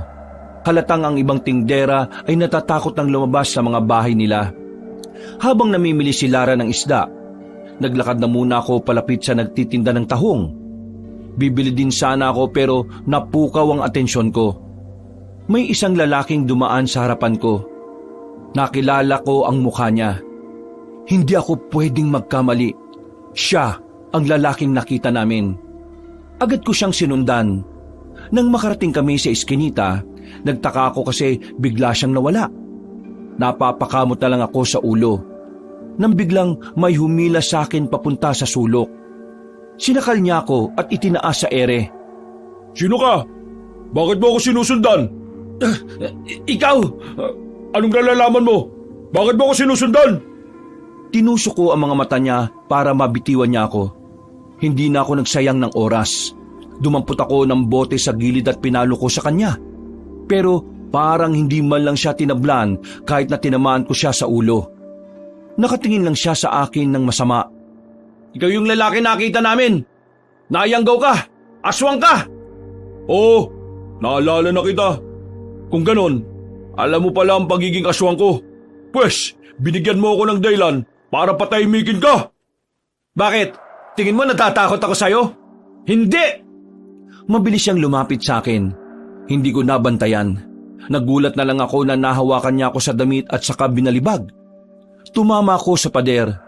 Ramdam na ramdam ko ang pagtama ng likod ko. Dahilan para hindi agad ako makabangon. Pakailamero, anong tingin mo? Kakayanin mong kalabanin ng kagaya ko? Tao ka lang, pero ako, pinuno ako. Pinuno? Bakit? Hindi lang ba ikaw ang aswang dito? Hindi ka ba nag-iisip? Paano magiging pinuno ang isang nilalang kung wala siyang samahan na pinamumunuan? Malamang, meron. Padami na kami ng padami. At kapag mas lumago pa ang samahan namin, kami na ang maghahari dito. Huwag kayong mag-alala. May dalawa naman kayong pagpipilian eh. Pwede namin kayong maging pagkain, pero pwede rin naman kayong maging kaysa sa amin. Ikaw, kung papipiliin ka, anong gusto mo? Mas pipiliin ko pang mamatay kaysa maging pagkain niyo o maging kagaya ninyo. Pilit akong bumangon, Kabanong. Dinukot ko ang maliit na patalim sa tagiliran ko at saka ipinukol yon sa lalaki. Tinamaan siya sa dibdib, pero sa kasamaang palad, parang wala lang yun sa kanya. Kaswal niya lang na binunot ang patalim. Muli siyang lumapit sa akin. Dinakma niya ang leg ko. Marahan niya akong itinaas at idiniin niya pa ako sa pader. Kung hindi ka lang din mapapakinabangan, dapat mamatay ka na lang. Ay! Dumating si Lara. Dinukot din niya ang punyal na kanyang daladala. Tinamaan niya sa braso ang lalaking aswang. Dahilan para mabitiwan na naman niya ako. Papalagan pa sana siya ng aswang pero may mga taong nakarinig sa nangyari. Naalarma ang lalaki at dali-dali na lamang umalis. Ayos ka lang? Yung lalaking yun, siya yung nakita namin ni Nico. Sinabi niya mismo sa akin na marami na sila at siya ang pinuno ng samahan ng mga aswang. Hindi na to maganda. Mabilis naming nilisan ng palengke. Pag-uwi namin, kinuwento kagad namin sa kanila ang nangyari. Kahit si Aling Tessie ay nakaramdam na rin ng kaba. Bahagya siyang natakot sa maaaring mangyari. Lumipas ang mga oras, sumapit na rin ang kinagabihan. Wala na rin si Mang Jojo. Magkakasama lang kami sa bahay nila Aling Tessie. Nasa sala kaming magpinsan. Nagbabantay. Nagmamasid sa paligid. Makailang beses na rin kaming sumisilip sa labas. Sobrang tahimik ng lugar namin. Ibang-iba kumpara sa normal na baryo namin na kahit minsan alang-aning oras, may ingay pa rin ng mga tao. Mararamdaman talaga ang kilabot sa katahimikan ng lugar. Di ba ang sabi ni Mang Jojo, babalik siya agad? Nasaan na kaya siya? Pagdasal na lang natin na ligtas siya makakabalik dito. Pinilit kong ikalma ang kalooban ko ng mga sandaling yon, Kabanong. Pero kahit na anong gawin ko, ay hindi nababawasan ang kaba ko. Maya-maya pa, nakarinig kami ng mga yabag ng paa sa labas. Dinampot na namin ni Nico ang itak namin. Si Lara naman ay nagabang na rin sa harapan ng pintuan. Nandito na ako! Buksan niyo na ang pinto! Nakahinga kami ng maluwag nang masiguro naming si Mang Jojo na ngayon. Agad naman namin siyang pinapasok. Kalmado at parang wala man lang nararamdaman na kaba. Talagang naging epektibo na yung kautusan ng kapitan dito ah. Masunurin naman pala mga taga rito sa inyo ano? Sino ba namang hindi susunod kung alam nilang pwede silang mamatay? Ano ba ang balak natin ngayon? Wala tayong gagawin. Maghihintay lang tayo ngayon kung darating sila. Magpapahinga lang ako sandali tapos magro-ronda ako sa labas. Sasama ako. Hindi na. Kaya ko na mag-isa. Isa pa, mas mapapalabas ko mga aswang kung makikita nilang wala akong kasama. Mga baguang aswang lang ang mga yon. Siguradong mga biktima lang din ng Yanggaw. Kaya sigurado kung hindi sila papanag kapag marami ang kalaban nila. Hindi. Malakas sila. Yung pinuno ng aswang na nakalaban ko, malakas siya. Hindi ka lang talaga sanay sa laban, Eman. Iba talaga ang lakas sa mga aswang. Pero yung sinasabi mong aswang na dapat mong katakutan, wala yon sa kanila. Minsan, may kayabangan din pala itong si Mang Jojo no? Okay na. Nakapagpahinga na ako. Lalabas na ako. Hindi na namin pinigilan pa si Mang Jojo. May tiwala naman kami sa kanya dahil mukhang marami na talaga siyang karanasan sa pagpatay ng mga aswang. Nanatili na lang kami sa bahay nila Aling Tessie. Tahimik naman ang paligid. Sa halos kalahating oras na hindi pa nakakabalik si Mang Jojo, panatag ang kalooban namin dahil wala namang nangyayaring masama. Sigurado bang ayos lang yung matandang yun? Nayayabangan ako ano palang silbi natin? Hayaan niyo na. Meron siyang binabalak. Binabalak na alin? Bakit hindi niya sabihin sa atin? Magtiwala lang tayo sa kanya. May punto si Mang Jojo. Baka narito na mga aswang. Pero dahil alam nilang may nagpoprotekta sa mga tao, hindi agad sila lalabas. Maging alerto na lang tayo. Para sa oras na kailanganin ni Mang Jojo ang tulong natin, handa tayo. Yan na nga ba sinasabi ko Punta na natin. Wag na muna. Anong wag? Kapag lumabas tayo kaagad, baka biglang umatras sa mga aswang. Ha? Bakit sila aatras? Hindi sila matatakot sa atin. Hindi naman tayo kagaya ni Mang Jojo na magaling. Kaya hindi ko maintindihan bakit sila matatakot sa atin. Yun ang sinabi ni Mang Jojo. Kung ano man ang binabalak niya, masisira natin yun kung lalabas tayo kaagad. Paano kung mamatay na yun dun? Magaling si Mang Jojo. Hindi niya hahayaan na mangyari yun. Hindi. Susunod na ako ron. Hindi pwedeng wala tayong gawin. Baka mapano na yung matandang yun. Ang kulit niyo naman Mag-iingat kayo. Wala na akong nagawa. Nagkasundo si Nico at Lara kaya sumunod na lang din ako. Dala ang sandata namin. Hinanap namin si Mang Jojo. Nang matanaw na namin siya, ay mas binilisan namin ang takbo. Wala pa naman siyang kinakalabang aswang pero meron siyang hawak na parang maliit na kampana. Meron din siyang hawak na pangtugtok doon. Hindi ko alam pero nang marinig namin ang tunog ng kampana na tinutuktok niya, unti-unti kaming nakaramdam ng sakit ng ulo. Napatigil kami sa paglapit.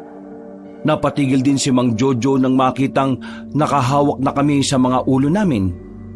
Anak ng pating, sinabi kong huwag kayong sumunod Anong ginagawa niyo rito? Anong nangyayari? Bakit sumasakit ang ulo namin? Dahil ba dyan sa maliit na... Aray! Ang titigas kasi ng ulo niyo Sinabi nang huwag kayong susunod. Ginagamit ko ang kampanang ito para panabasin ang mga aswang. Sa pamamagitan nito, kahit ayaw nilang lumabas, kusa silang lalabas. At sa madaling salita, nakakapag-hipnotismo ito. Pero ibang epekto nito sa pangkaraniwang tao na mas malapit sa akin. Kaya dapat, wala kayo dito. Bakit kasi hindi mo kagad sinabi sa amin para hindi na kami sumunod Kung hindi nyo napapansin, may mga paniking pabalik-balik sa bahay ninyo. Ang mga paniking yon ay maaaring mga espiya ng mga aswang. Maririnig nila kanina kung sasabihin ko sa inyo. Ang sakit ng sintido ko. Pampira naman kasi talaga kayo Bakit bang titigas ang ulo ninyo? Ituloy mo na ang ginagawa mo. Sige na, aalis na kami. Hindi na. Alam na nilang nandito kayo. Kung hindi sana kayo pumunta, madali ko sana silang mapapaslang ng sabay-sabay. Galit ka ba? Hindi, nagpapaliwanag lang. Parang dinudurog ang ulo namin ng mga sandaling yon, Kabanong. Napaupo na lang kami sa gilid at napasandal. Hindi na naituloy ni Mang Jojo ang ginagawa niya. Sinamahan na lang niya kami. Makalipas lang ang halos 20 minutos, nawala na rin ang sakit ng ulo namin, pero naroon pa rin ang kaunting hilo. Kung ayos na kayo, sumama na lang kayo sa akin. Roronda tayo. Bakit hindi mo na lang ituloy yung ginagawa mo kanina? Tingin mo mabibiktima ko pa sila kung pumalpak na yung una? Malamang, baka alam na nila na gagawin ko yun ulit. Matatalino mga aswang, hindi sila mga inutil. Pasensya na. Ako ang nagpumilit na sumunod dito. Wag na kayong magturuan kung sino ang may kasalanan. Ang mahalaga ngayon ay kung paano natin sila haharapin ngayon. Dahil nararamdaman ko ngayong gabi, ngayon din sila magpapakita. Sana lang sa susunod, kung ano ang sasabihin ko, sumunod naman kayo. Ang titigas kasi ng ulo ninyo Bumuntong hininga si Mang Jojo. Napansin kong parang kinakabahan na rin siya. Hindi ko makita ang pagiging kumpiyansa sa kanya. Kaya naman, hindi ko na rin maiwasang hindi kabahan. Sinimulan namin ang paglalakad. Tahimik kami. Nakailang ulit na lumilingon sa likuran. At sa mga gilid-gilid, nang makarating na kami sa bandang dulo ng baryo namin kung saan kakaunti na lang ang bahay, dito na ako mas lalong kinabahan. Mang Jojo, papunta na tayo sa sementeryo Kagaya nga ng sinabi ko, lilibutin natin tong buong baryo natin, kasama ang sementeryo sa madadaanan natin. Bakit, Nico? Natatakot ka na naman ba? Ha? Ako? Matatakot? Hindi Sabay-sabay kaming napalingon sa lumang bahay na nasa kanan namin. Matagal nang walang nakatira doon. Kaya alam naming walang tao ang pwedeng makalika ng kahit na anong kaluskos. Kaya naman, inihanda na namin ang sarili namin. Si Mang Jojo na mismo ang nagsabi na may aswang sa bahay na yon. Alam kong nandiyan kayo sa loob mga aswang! Lumabas kayo dyan at harapin nyo kami! Isang lalaking nakita namin sa taas ng bahay. Hindi namin makita ang mukha niya dahil kulang ang liwanag na meron ng area, pero kilala namin ni Nico ang boses niya. Alam niyo bang epal kayo sa pamumuhay namin? Magiging madali sana ang lahat para sa amin kung hindi lang sana kayo nakikialam mabuti naman at naisipan mo na rin magpakita. Ikaw ba yung pinuno ng mga alaga mo? Kanino ka natutong mangyanggaw? Mukhang balak mo talagang bumuo ng isang batalyon Oo, tama ka. Magpaparami kami. At kapag nangyari yun, kami na ang magmamay-ari ng banyong ito.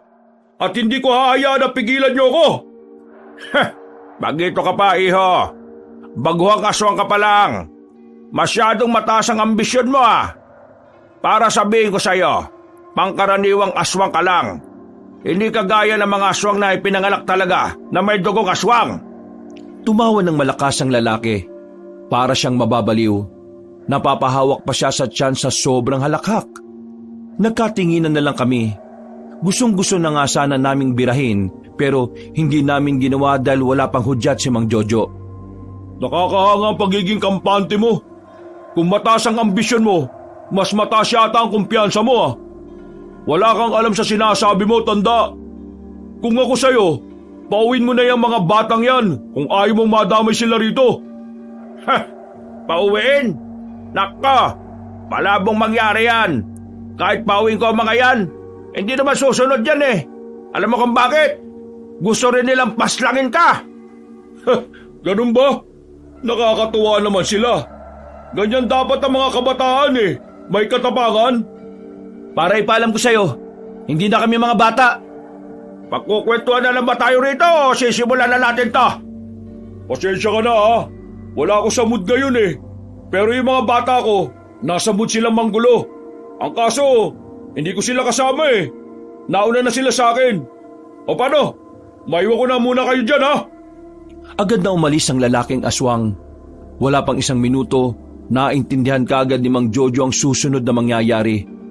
Nauna na siyang tumakbo. Sinundan namin siya. Pagdating namin sa barangay, nahuli na kami ng dating. Nakandusay na ang 4 na tanod sa labas. May 2 ring sugatan sa loob. Pagpasok naman namin sa opisina ng kapitan, nakita namin ang kapitan na sugatan din. Hawak-hawak ang tagiliran niya habang pinipigilang umagos ang dugo. Ikarga nyo sa tricycle. Marunong ba kayo magmaneho? Ha? Ako hindi. Hindi rin ako marunong. Ako marunong. Alam kong gustong-gusto mong makasama sa labanan, Iha. Pero unahin mo muna itong kapitan. Kailangan niya makaligtas. Kami nang bahala sa dalawang sugatan. Hindi naman malala ang tama nila eh. Sige na, alis na! Tinulungan namin ang kapitan na makasakay sa tricycle. Hindi na siya nagsasalita ng mga oras na yon. Kaya pinaharurot agad ni Lara ang tricycle. Kami naman, inalalayan namin si Mang Jojo sa panggagamot sa 2 tanod na sugatan. Ayos na kayo. Huwag na lang muna kayong lumabas. Dito lang kayo sa kwarto. Kahit na anong mangyari ha, dito lang kayo. Naintindihan niyo ba? Umiiyak at patungu-tangu pa ang 2 tanod nang malagyan na sila ng paunang lunas. Lumabas kami ng barangay. Sinalansan namin ng maayos ang 4 na bangkay sa tapat at tinakpan ng dahon ng saging. Sa mga pagkakataong ito, kitang-kita sa mukha ni Mang Jojo ang galit. Nanggigigil na rin siya sa mga aswang. Inunahan nila tayo. Mukhang gusto talaga nila akong subukan ah. Tara, sumunod kayo sa akin. Saan? Saan tayo pupunta? Saan pa? E di maghahanap ng aswang. Mabilis ang ginawa naming pagronda. Halos kada sulok ng baryo namin ay pinupuntahan na namin. Nakarating na rin kami ng baryo, pero wala na kaming nakitang mga aswang. Dismayado si Mang Jojo. Banas na banas siya na hindi man lang kami nakaganti sa mga nilalang na yon. Hindi na nga kami nakatulog noon para magbantay. Pero hindi na talaga bumalik ang mga aswang. Bandang 6:00 na nang makauwi na si Lara. Ayon sa kanya, nasa maayos na kalagayan na ang kapitan namin. Mabuti na lang daw at hindi naman malalim ang hiwa na natamo nito. Pero iyakan ang maririnig sa barangay namin nung umagang yon. Naroon ang mga kamag-anak ng mga tanod na nasawi dahil sa pag-atake ng mga aswang. Habang kami naman, nagpapalamig sa bakuran namin. Nagkakape habang nakatulala sa gilid. Bakit? Bakit ang barangay ang una nilang gustong lagasin? Bakit hindi tayo? Gusto nilang takutin ang mga tao rito. Pinilay nila ang pamunuan dito nang sa ganun mawala ng pag-asa ang mga tao. Alam ng mga aswang na ang mga tao ay nakadepende lang sa barangay. Alam ng mga aswang na mas pinagkakatiwalaan ng mga tao ang mga nasa barangay kaysa sa atin. Kaya yun ang inuna nila. Para isipin ng mga tao na wala nang tutulong sa kanila. Sa madaling sabi, ginugulo nila ang utak ng mga tao para mas maging magulo rito. Pero hindi natin nahayaan na mangyari yan. Kanina, nagkamali na si Kapitan. Sinabi niya sa akin na tayo munang humawak ng barangay. Tayo na muna magiging haligi ng baryong ito. Ipaparamdam natin sa mga tao na nandito tayo para sa kanila. Huwag nating hayaan na panghinaan sila ng loob. Isa pa, kailangan natin ang tulong nila. Kailangan nilang makiisa sa atin. Matatalino mga kalaban nating aswang. Nagkamali ako na masyado akong naging kampante dahil mga produkto lang sila ng mga yanggaw. Buong akala namin ay makakapagpahinga na kami ng mga sandaling yon. Pero nagulat kami nang biglang may mga dumating na tao na pinangungunahan ni Mang Rolen. May dala-dala pa silang placard. Nakalagay ang pangalan naming 2 ng pinsan ko at sinasabing kasabwat daw kami ng mga aswang. Ayan mga kasama! Sila ang tunay na kasabwat ng mga aswang! Tingnan nyo naman Umatake ang mga aswang kagabi! Pinatay ang 4 na tanod at nasugatan ng iba pa! Pati si kapitan nasa ospital! Sila lang ang gagawa doon! At itong mga ito, protektor sila ng mga aswang! Ano ba naman to, Mang Rolen? Huwag ka nang magmaang-maangan pa, Eman! Nabubuking na ang tinatago niyong sekreto! Kasabwat niyo mga aswang! Binalak talaga ninyong patayin ang mga nasa barangay dahil alam niya, malaking banta ang barangay sa mga binabalak ninyo! Oy, sige nga! Anong prueba mo? Nakasabwat kami ng mga aswang! Prueba? Meron akong patunay! Sinundan ko kayo kagabi! Nakita ko kayong tumigil sa harapan ng lumang bahay sa dula! Meron kayong kinausap na isang lalaki na nakatungtong sa bubungan! Palagay ko aswang yun Nag-uusap-usap kayo para pagplanuhan ng barangay! Kung hindi kayo kasabwat ng mga aswang, bakit hinayaan niyong makalis ang lalaki dyan? Na hindi niyo man lang hinabol? Siraulo ka rin pala talaga yan Kung ano man ang iniisip mo dahil sa nakita mo, Nagkakamali ka. Hindi kami nakikipagsabuatan sa aswang na yun. Kinakausap namin siya at hinahamon na makipaglaban sa amin. Nagkataon lang na meron na pala silang nilutong plano. Pinalayo kami sa barangay para mas madaling atakihin yun ng mga tauhan ng lalaking kausap namin. Ikaw, umalis ka na. Hindi namin tatanggapin ang mga sinasabi mo. Mga kasama, papayag ba kayo sa ginagawa nila? Nagdadahilan pa sila. Gumagawa sila ng palusot. Pero ang totoong problema, sila. Kasi kung talagang nilalabanan nila ang mga aswang, dapat napatay na nila yon. Kaso hindi eh. Wala silang ginagawa. Hinahayaan lang nila. Palabas lang nila yung nakaraan. Kunwari, nakapatay ng isang aswang. Pero ang totoo, planado na nila. Hindi ka ba titigil, ha? Anong gagawin mo sa akin? Papatay ba ka? Gaya lang ginawa nyo sa mga wala kalaban-laban na tanod. Tumigil ka na nga, matanda ka. Ikaw ang walang magawang maganda para sa mga tao rito eh. Puro ka lang paninira, puro ka lang daldal. Pero ang totoo, hindi mo lang talaga matanggap ang ginawa sa'yo ni Nico noon. Kung ako sa'yo, manahimik ka na lang. Kasi baka sa susunod na araw, ikaw naman ang biktimahin ng mga aswang. Kasi masyado ka maingay eh. Biktimahin ng mga aswang? Ibig mo sabihin, biktimahin ninyo? Hindi naman ako natatakot sa inyo eh. Mga aswang lang kayo. Pero isa pang salita na marinig ko mula sa'yo. Hindi ako magdadalawang isip na las-lasin tong leg mo. Natahimik ang lahat nang itutok na ni Mang Jojo ang hawak-hawak nitong katana sa liig ni Mang Rolen. Nanginginig sa takot si Mang Rolen at hindi na talaga ito nagsalita. Marahan itong umatras at saka nagmamadaling umalis. Takot na takot. Tarantado talaga matanda na yun eh, no? Mamayang gabi, inaasahan kong babalik ang mga aswang para sa ikalawa nilang pag-atake. Yung matandang yon, malaki siyang sagabal sa pakikipag-ugnayan natin sa mga tao. Eman, Nico, may papatrabaho ako sa inyo. Gusto ko lang malaman kung kakayanin niyo bang gawin. Ano ba yung gagawin namin? Nagkatinginan kami ni Nico sa sinabi ni Mang Jojo.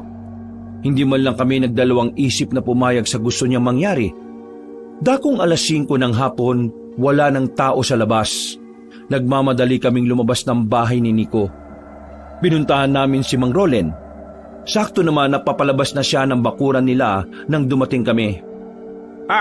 Ano ginagawa niyo rito? Kakainin niyo ako? Ikaw, kakainin namin. Kadiri ka, no?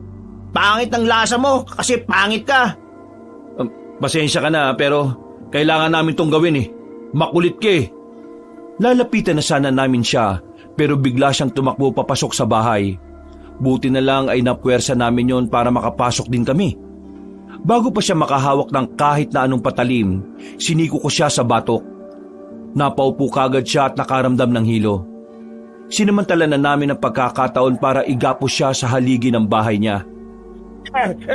Walang iya kayo! Anong gagawin niyo sa akin? Kumalma ka nga, tanda. Wala naman kaming gagawing masama sa iyo eh.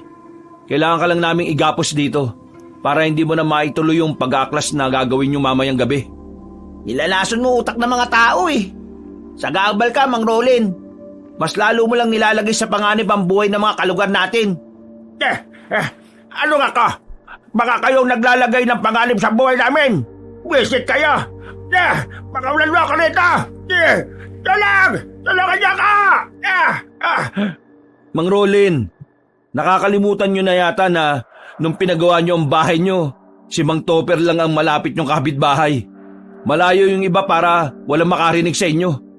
At si Mang Topper ay matalik niyong kaaway. Kaya malabong tulungan ka ng taong yun. Kaya kung ako sa'yo, manahimik ka na lang. Tulungan niyo ako! Sisigaw ako ng sisigaw hanggang sa may makarinig sa akin! Subukan mo sumigaw. Babasagin ko to. Hinawakan ni Nico ang flower vase na nasa gilid ng altar. Nang makita yun ni Mang Rolen ay parang naging maamong bigla ang mukha niya. Wag yan! Mamahalin yan! Bigay pa sa akin yan ang asawa ko na nasa ibang bansa! Wag yan! Kaya nga manahimik ka. Kasi kung mag-iingay ka, hindi ako magdadalawang isip na bitiwan to. Hindi sana namin to kailangan gawin eh. Kaso masyado nang nakakapikon yung mga ginagawa mong paninira. Hindi naman paninira yun eh. Sinasabi ko lang kung ano yung paniniwala ko sa inyo. Mali nga yung paniniwala nyo. Kahit na anong paliwanag namin sa'yo, hindi mo naman tinatanggap eh. Hindi kami mga aswang. Hindi kami ang umatake sa'yo nung nakaraan. Wala kaming dugong aswang. Sa katunayan, kasama kami sa mga lumalaban sa aswang. Kung ayaw mong maniwala ay bahala ka sa buhay mo. Basta kami, wala kaming ginagawang masama sa kahit na sino. Alam yan ang kapitan natin. Di patunayan niya.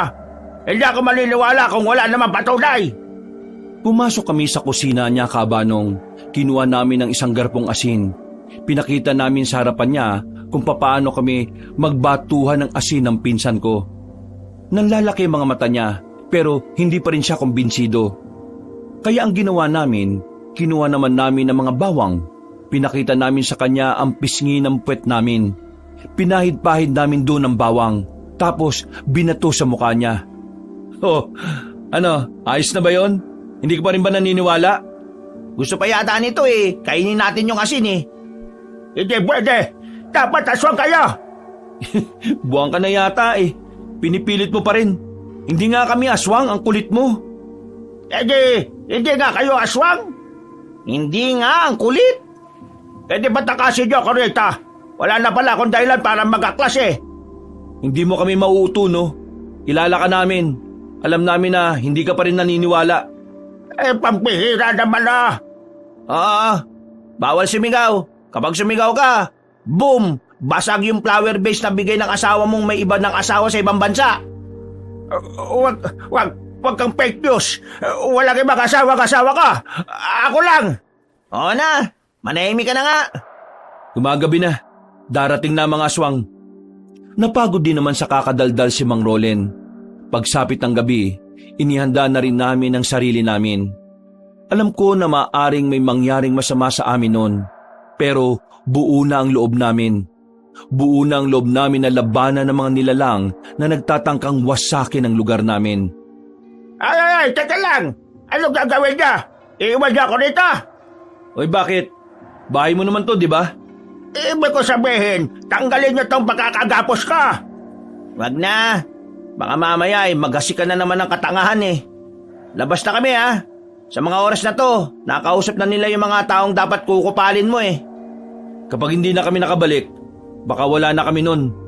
Baka siraula. Ay, tanggalin niyo to. Tulong! Mabilis naming nilisan ang bahay ni Mang Rolen. Nadaanan pa namin si Mang Topper na nag-iinom. Inalok pa kami mag-shot. Ngumiti lang kami. Nang makarating na kami sa barangay, inabutan namin naroon na si Mang Jojo kasama si Lara. Naroon din ang ilang mga tao na nakausap nila para sumama sa pagpuksa sa mga aswang. May kanya-kanyang gamit ang mga yon. Meron pang isang pamilya na merong mga baril. Alam kong hindi ako taga rito. Alam kong wala akong karapatan na manduhan kayong lahat kung ano ang mga dapat nyong gawin. Pero meron ako matinding malasakit sa mga tao rito. Dahil ayaw kong mabiktima kayo ng mga nilalang na mortal kong kaaway. Hindi ako papayag na masundan pa ang mga pagkawala ng mga magigiting nating tanod. Kaya naman, ngayon, tinitipon namin kayo para magkaisa. Para puksain ang mga lintik na aswang na yan. Gusto kong malaman, kasama ba namin kayo sa laban na ito? Kasama ba namin kayo sa paghahangad ng kapayapaan para sa lugar ninyo? Oo, kasama kami. Tutulong kami sa'yo. Mukhang nakakaintindihan naman tayo. Ngayon, magsibuntan na kayo sa mga pwesto ninyo. Hihintayin natin ang pagdating ng mga aswang. Nagmamadaling nagpulasa ng mga tao. Mabuti na lang talaga at nakasundo nila yon. Malaki rin ang naitulong ng pagkulong namin kay Mang Rolen sa bahay niya.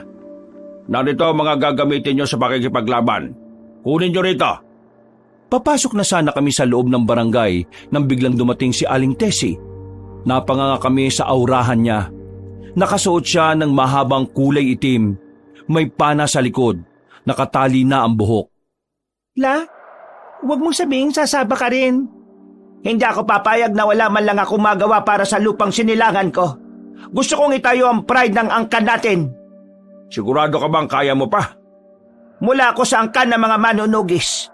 Tingin mo, hindi ko kayang banatin ang pana na dala ko? Hindi naman sa wala akong tiwala sa'yo. Naniniguro lang ako na walang mangyayaring masama sa'yo. Bakit, Mang Jojo? Nag-aalala ka, no?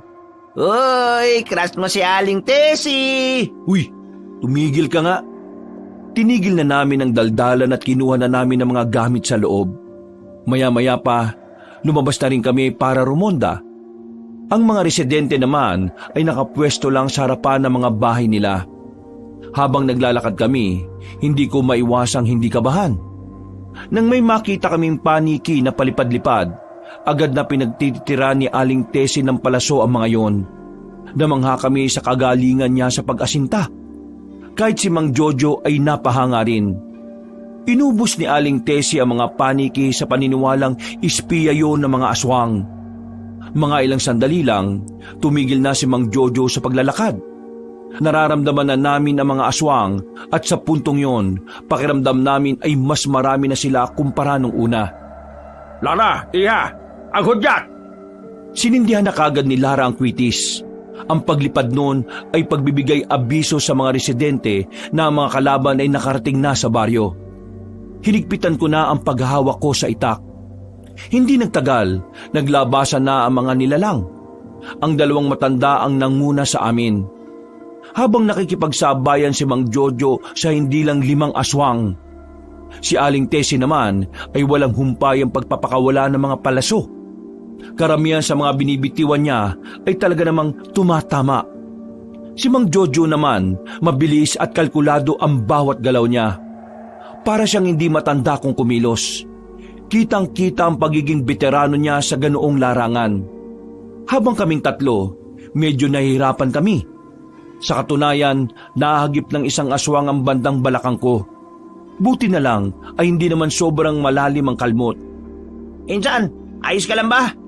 Oo, ayos lang ako. Ikaw, Lara, ayos ka lang? May sugat ka na rin, oh. Wala to. Daplis lang to. O sige, tuloy na natin.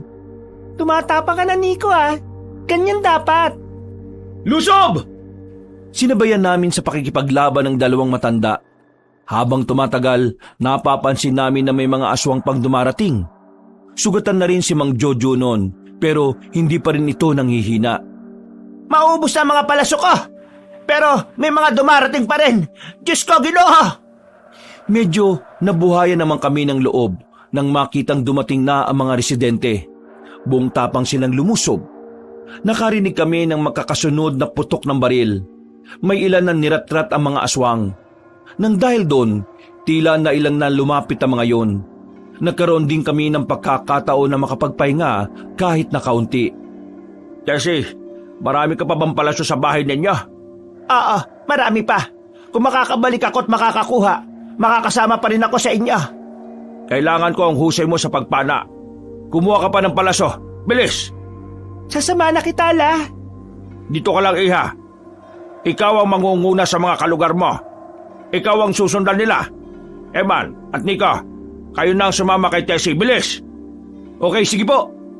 Sinamantala namin ang pansamantalang pag-atras sa mga aswang. Sinamahan namin si Aling Tessie. Sa totoo lang, Kabanong, medyo nangangamba ko habang naglalakad kaming tatlo noon. Iba ang pakiramdam kapag hindi namin kasama si Mang Jojo. Anak nang, ito na nga ba sinasabi ko eh. Ibigay niyo sa akin ang itak. Ako lalaban. Hindi. Ang misyon namin, makakuha ka ng palaso. Poprotektahan ka at ibalik ng ligtas sa labanan. Kaming bala sa aswang na ito. Dalawa lang naman to, Nico eh. Tig-isa tayo. Pwede bang iyon na yung dalawa tapos una na kami? Duwag ka ba? Pinuri ka pa naman ni Lara kanina tapos ganyan ka na naman.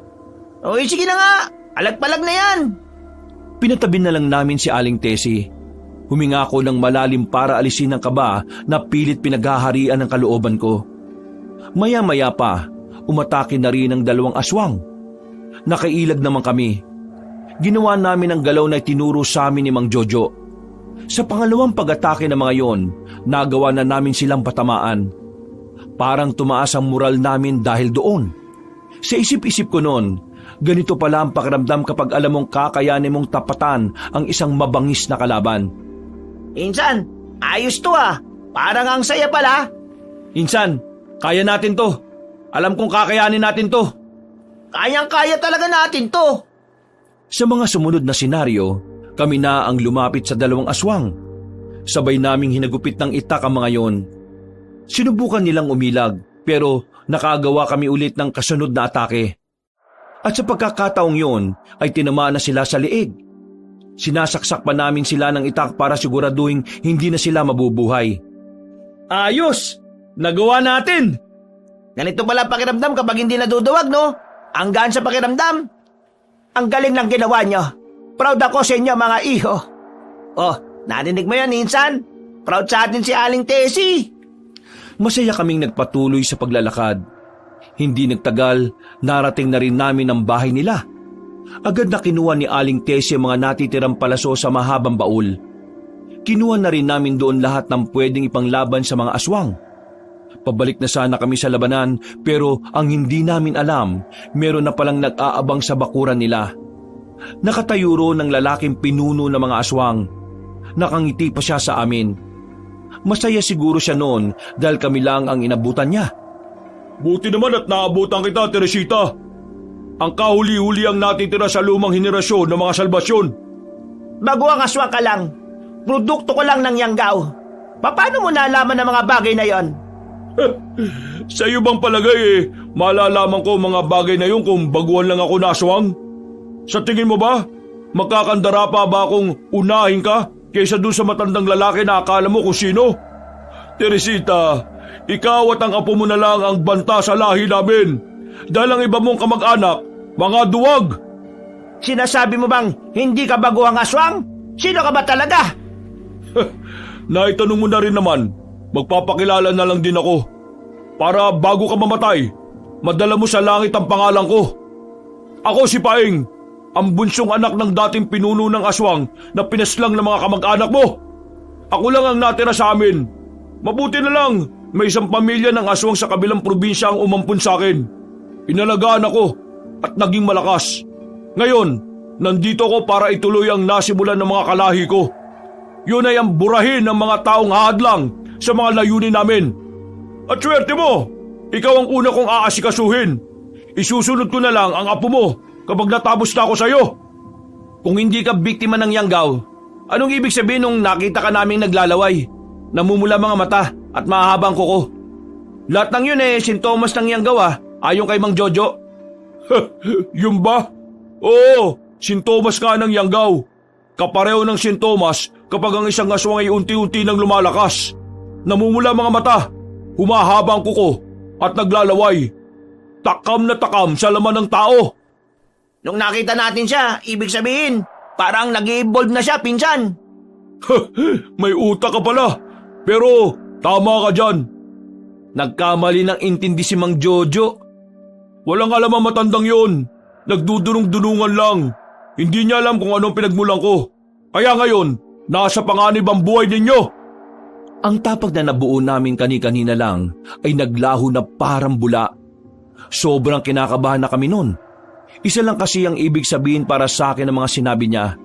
Hindi siya pangkaraniwang aswang. At dahil hindi siya produkto ng Yanggao, ibig sabihin lang nun ay malakas siya kumpara sa iba. Wala kaming pakialam. Huh?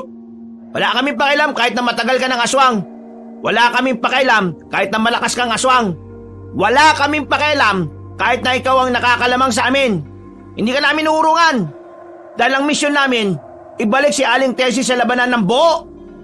Para akong nabuhayan sa mga sinabi ni Nico. Kaya naman, kahit na alam kong delikado at mababa ang tsansa na manalo kami, hindi namin siya inatrasan. Pinapahanga niyo ako sa katapangan niyo pero... Puro ka daldal! Naunang lumapit si Nico sa lalaking si Paeng.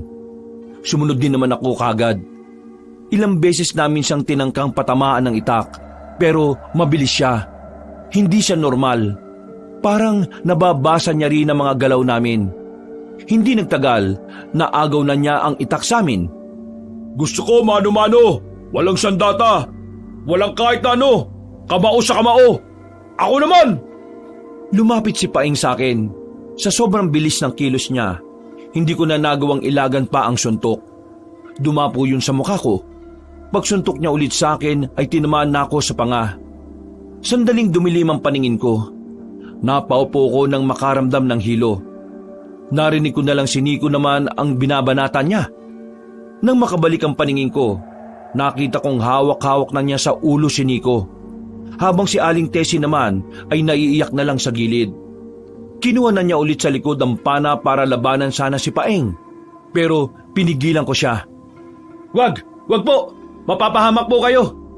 Hindi ko kayang manood lang. Wag niyong gamitin ng palaso. Kailangan niyo po yan sa laban, hindi dito. Kahit napaulunan mo ako ng maraming ganyan tanda, hindi yan tatama sa akin. Tanggapin mo na lang ang kapalaran mo. Dito ka na mamamatay, kasama ng 2 lalaki na to na wala namang kwenta. Ikaw ang walang kwenta. Alipin ka ng nakaraan. Hindi mo matanggap na natalo kayo noon. Kaya ngayon nandito ka. Kinakalaban ng mga taong alam mong walang kalaban-laban sa'yo. Ikaw ang tunay na mahina. Ikaw ang tunay na walang kwenta. Abo, talaga nagsasalita ka pa ha? Ano? Masakit ba? Magsalita ka ngayon. Tama na. Ako na lang ang bugbugin mo. Huwag ka mag-alala. Ikaw naman ang sinabi ng ako naman eh. Pinilit kong lumapit sa kanya, Kabanong. Gaya ng inaasahan ko, ako naman ang pinagbuntungan niya. Maya-maya pa, hindi na ako makabangon. Ganon din si Nico. Nakita na lang namin na nilalapitan na niya si Aling Tessie. Nakakalat na ang palaso sa lapag. Nakadikit na si Aling Tessie sa dingding. Sa mga sandaling yon, nagbago na ng anyo si Paeng.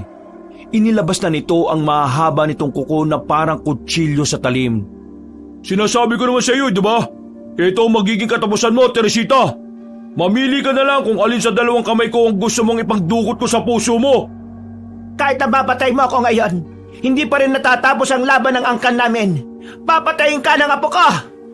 Isusunod ko na rin sa iyo yun maya-maya lang. Kaya wala nang magagawang angkan na pinagmamalaki mo. Gusto namin bumangon noon para sagipin si Aling Tessie. Pero hirap na hirap kaming igalaw ang katawan namin. Kahit na anong gawin naming puwersa, hindi man lang kami makatukod man lang. Itatarak na sana ni Paeng ang kuko niya sa dibdib ni Aling Tessie nang biglang may bumaon na palakol sa likuran nito. Nanggaling ang palakol na yon sa labas ng bakuran. Pagtingin namin, naroon na pala si Mang Jojo at Lara. Marahang umarap sa kanila si Paeng. Kitang-kita sa mukha nito ang hapdi ng pagbaon ng palakol. Akala mo ba hindi ko napagtanto na hindi ka talaga produkto ng Yanggaw? Akala mo ba hindi ko alam na veteranong aswang ka rin? Sinadya kong pabalikin si Tessie dito dahil nalaman ko na siya ang pinapakay mo. Sinamantala mo talagang ubus na ang pangontra na nilagay ko nung nakaraan. Kaya ngayon ka lang talaga naglakas ng loob na lumapit dito. Malas mo lang iho. Veteranong manunugis din ang nakatapat mo. Kahit na dati ka ng aswang, para sa akin ay isa ka pa rin bagito. Bata ka lang sa paningin ko. Hindi mo ko mautakan. Magpapakilala ko sa iyo bago ka man lang mamatay. Para madadala mo ang pangalan ko sa impyerno. Ako si Jojo de la Cruz. Kabilang sa angkan na silang nagpabagsak sa mga aswang noon. Hindi na nagsayang ng oras si Mang Jojo. Gamit ang katana nito, hinagupit niya ng malakas ang liig ng lalaking aswang. Sirit ang dugo, gumulong ang ulo. Napapikit na lang ako noong mga oras na yon. Pagdilat ko, umikot na ang paningin ko. Mas nararamdaman ko na ang pagkirot ng mga galo sa katawan ko. Basta ang huling natatandaan ko lang noon, patay na ang pinuno ng mga aswang. Nagising ako na nasa ospital na kami ng pinsan ko. Sa gilid ay naroon si Mang Jojo pati na rin ang maglola. Ayon sa kanila, 2 araw kaming walang malay. Buti na lang daw walang kritikal na nangyari sa amin. Sadyang mahina lang ang katawan namin para sa matinding bugbog. Tapos na. Naipanalo na natin ang lahat. Sa katunayan, nagdiriwang na mga kalugar ninyo. Magaling ang ginawa ninyo. Bayani kayo. Ginawa niyo ang makakaya niyo para protektahan si Tessie. At gusto kong humingi ng pasensya dahil para kayo ang naging pain. Alam niya na mangyayari yon, pero dahil kilala niya kayo, tiwala siyang hindi kayo basta susuko. Malaki ang pasasalamat ko sa inyong dalawa. Una pa lang, alam kong matatag kayo. Kung nasaan man ngayon ang inyong lola, alam kong sobrang proud niya sa inyo. Maraming salamat din po sa tiwala, Mang Jojo. Ayos lang naman yung ginawa ninyo. Ang mahalaga, nagawa naming maging matapang. Yun yung bagay na wala kami noon pa eh. Kaya nga kami naabuso ni Mang Roland eh. Masakit lang sa katawan pero ang saya naman. Ang sarap ng pakiramdam na may naililigtas ka na buhay. Ang mabuti pa, inumin nyo na yung gamot na bigay ng doktor para naman mas madaling gumaling ang mga sugat ninyo. Para makalabas na kayo rito. Inom na ako eh. Pambihira ka. Alak pa rin talaga nasa isip nyo eh no. Nagtawanan na lang kami noong mga sandaling yon. Nakalabas na rin kami nung araw na yon kahit na iika-ika pa rin kaming maglakad. Pagbalik namin sa baryo, nalaman namin na itinakbo rin pala sa ospital si Mang Roland. 2 araw din kasi siyang nakagapos. Wala man lang tumulong na alisin yon sa kanya. Si Mang Topper naman kasi palaging lasing. Kaya ayon, 2 araw naggutom si Mang Roland. Buti na lang masamang damo, kaya hindi kaagad siya namatay. Mula noon kabanong, naging masaya na ulit ang baryo namin. Wala nang aswang. Matino na rin si Mang Roland matapos ang nangyari. Kaya wala na rin kaming kaaway. Umalis na rin si Mang Jojo at bumalik na sa kanila. Pero palagi niya naman kaming binibisita. Yung maglola naman, sila na ang nagsilbi naming ikalawang pamilya. Ang dami mang mga nangyari noon. Ang mahalaga para sa akin ay ang mga aral na natutunan ko, hindi lang sa pakikipaglaban sa mga aswang, kundi pati na rin ang aral na nagmumula sa mga salitang mga taong tunay na nagpapahalaga sa amin. Hanggang dito na lang po, kabanong. Marami pong salamat at mabuhay po tayong lahat, mga kabangers at mga kayanggaw. Hello po sa lahat! Kabanong po uli. Bago po tayo magwakas, gusto ko po sana magpasalamat sa lahat ng mga sumubaybay ngayong araw na ito dito sa kwento natin. Sana po ay nagustuhan po ninyo. At kung medyo nabitin po kayo sa kwento natin ngayong araw, iniimbitahan ko po kayo na pumunta pa sa ibang channel natin, yung Pamela Clamil.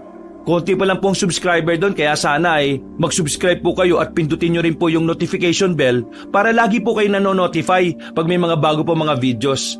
At mag-comment din po kayo at mag-like para malaking tulong po sa channel natin. At kung medyo bitin pa rin po kayo, abay iniimbitahan ko po kayo sa bagong channel po natin, yung Kabanong version 2.0, kung saan meron na pong moving images doon kaya may mapapanood na rin po kayo. At the same time, meron pa rin po kayo mapapakinggan na narration with music and effects. Kaya maganda dito, meron kayong pinakikinggan, meron na rin po kayong pinanunood. Hindi kaya pwede niyong parehong gawin. O di ba ang ganda? Kaya sana po ay huwag niyo rin po kakalimutan na mag-subscribe doon para makasama po kayo sa first 100,000 subscriber ng channel na yon. At para hindi po kayo mahirapang hanapin yung mga channel, ilalagay po namin sa pin comment or sa description yung mga link na mga channel natin na yon.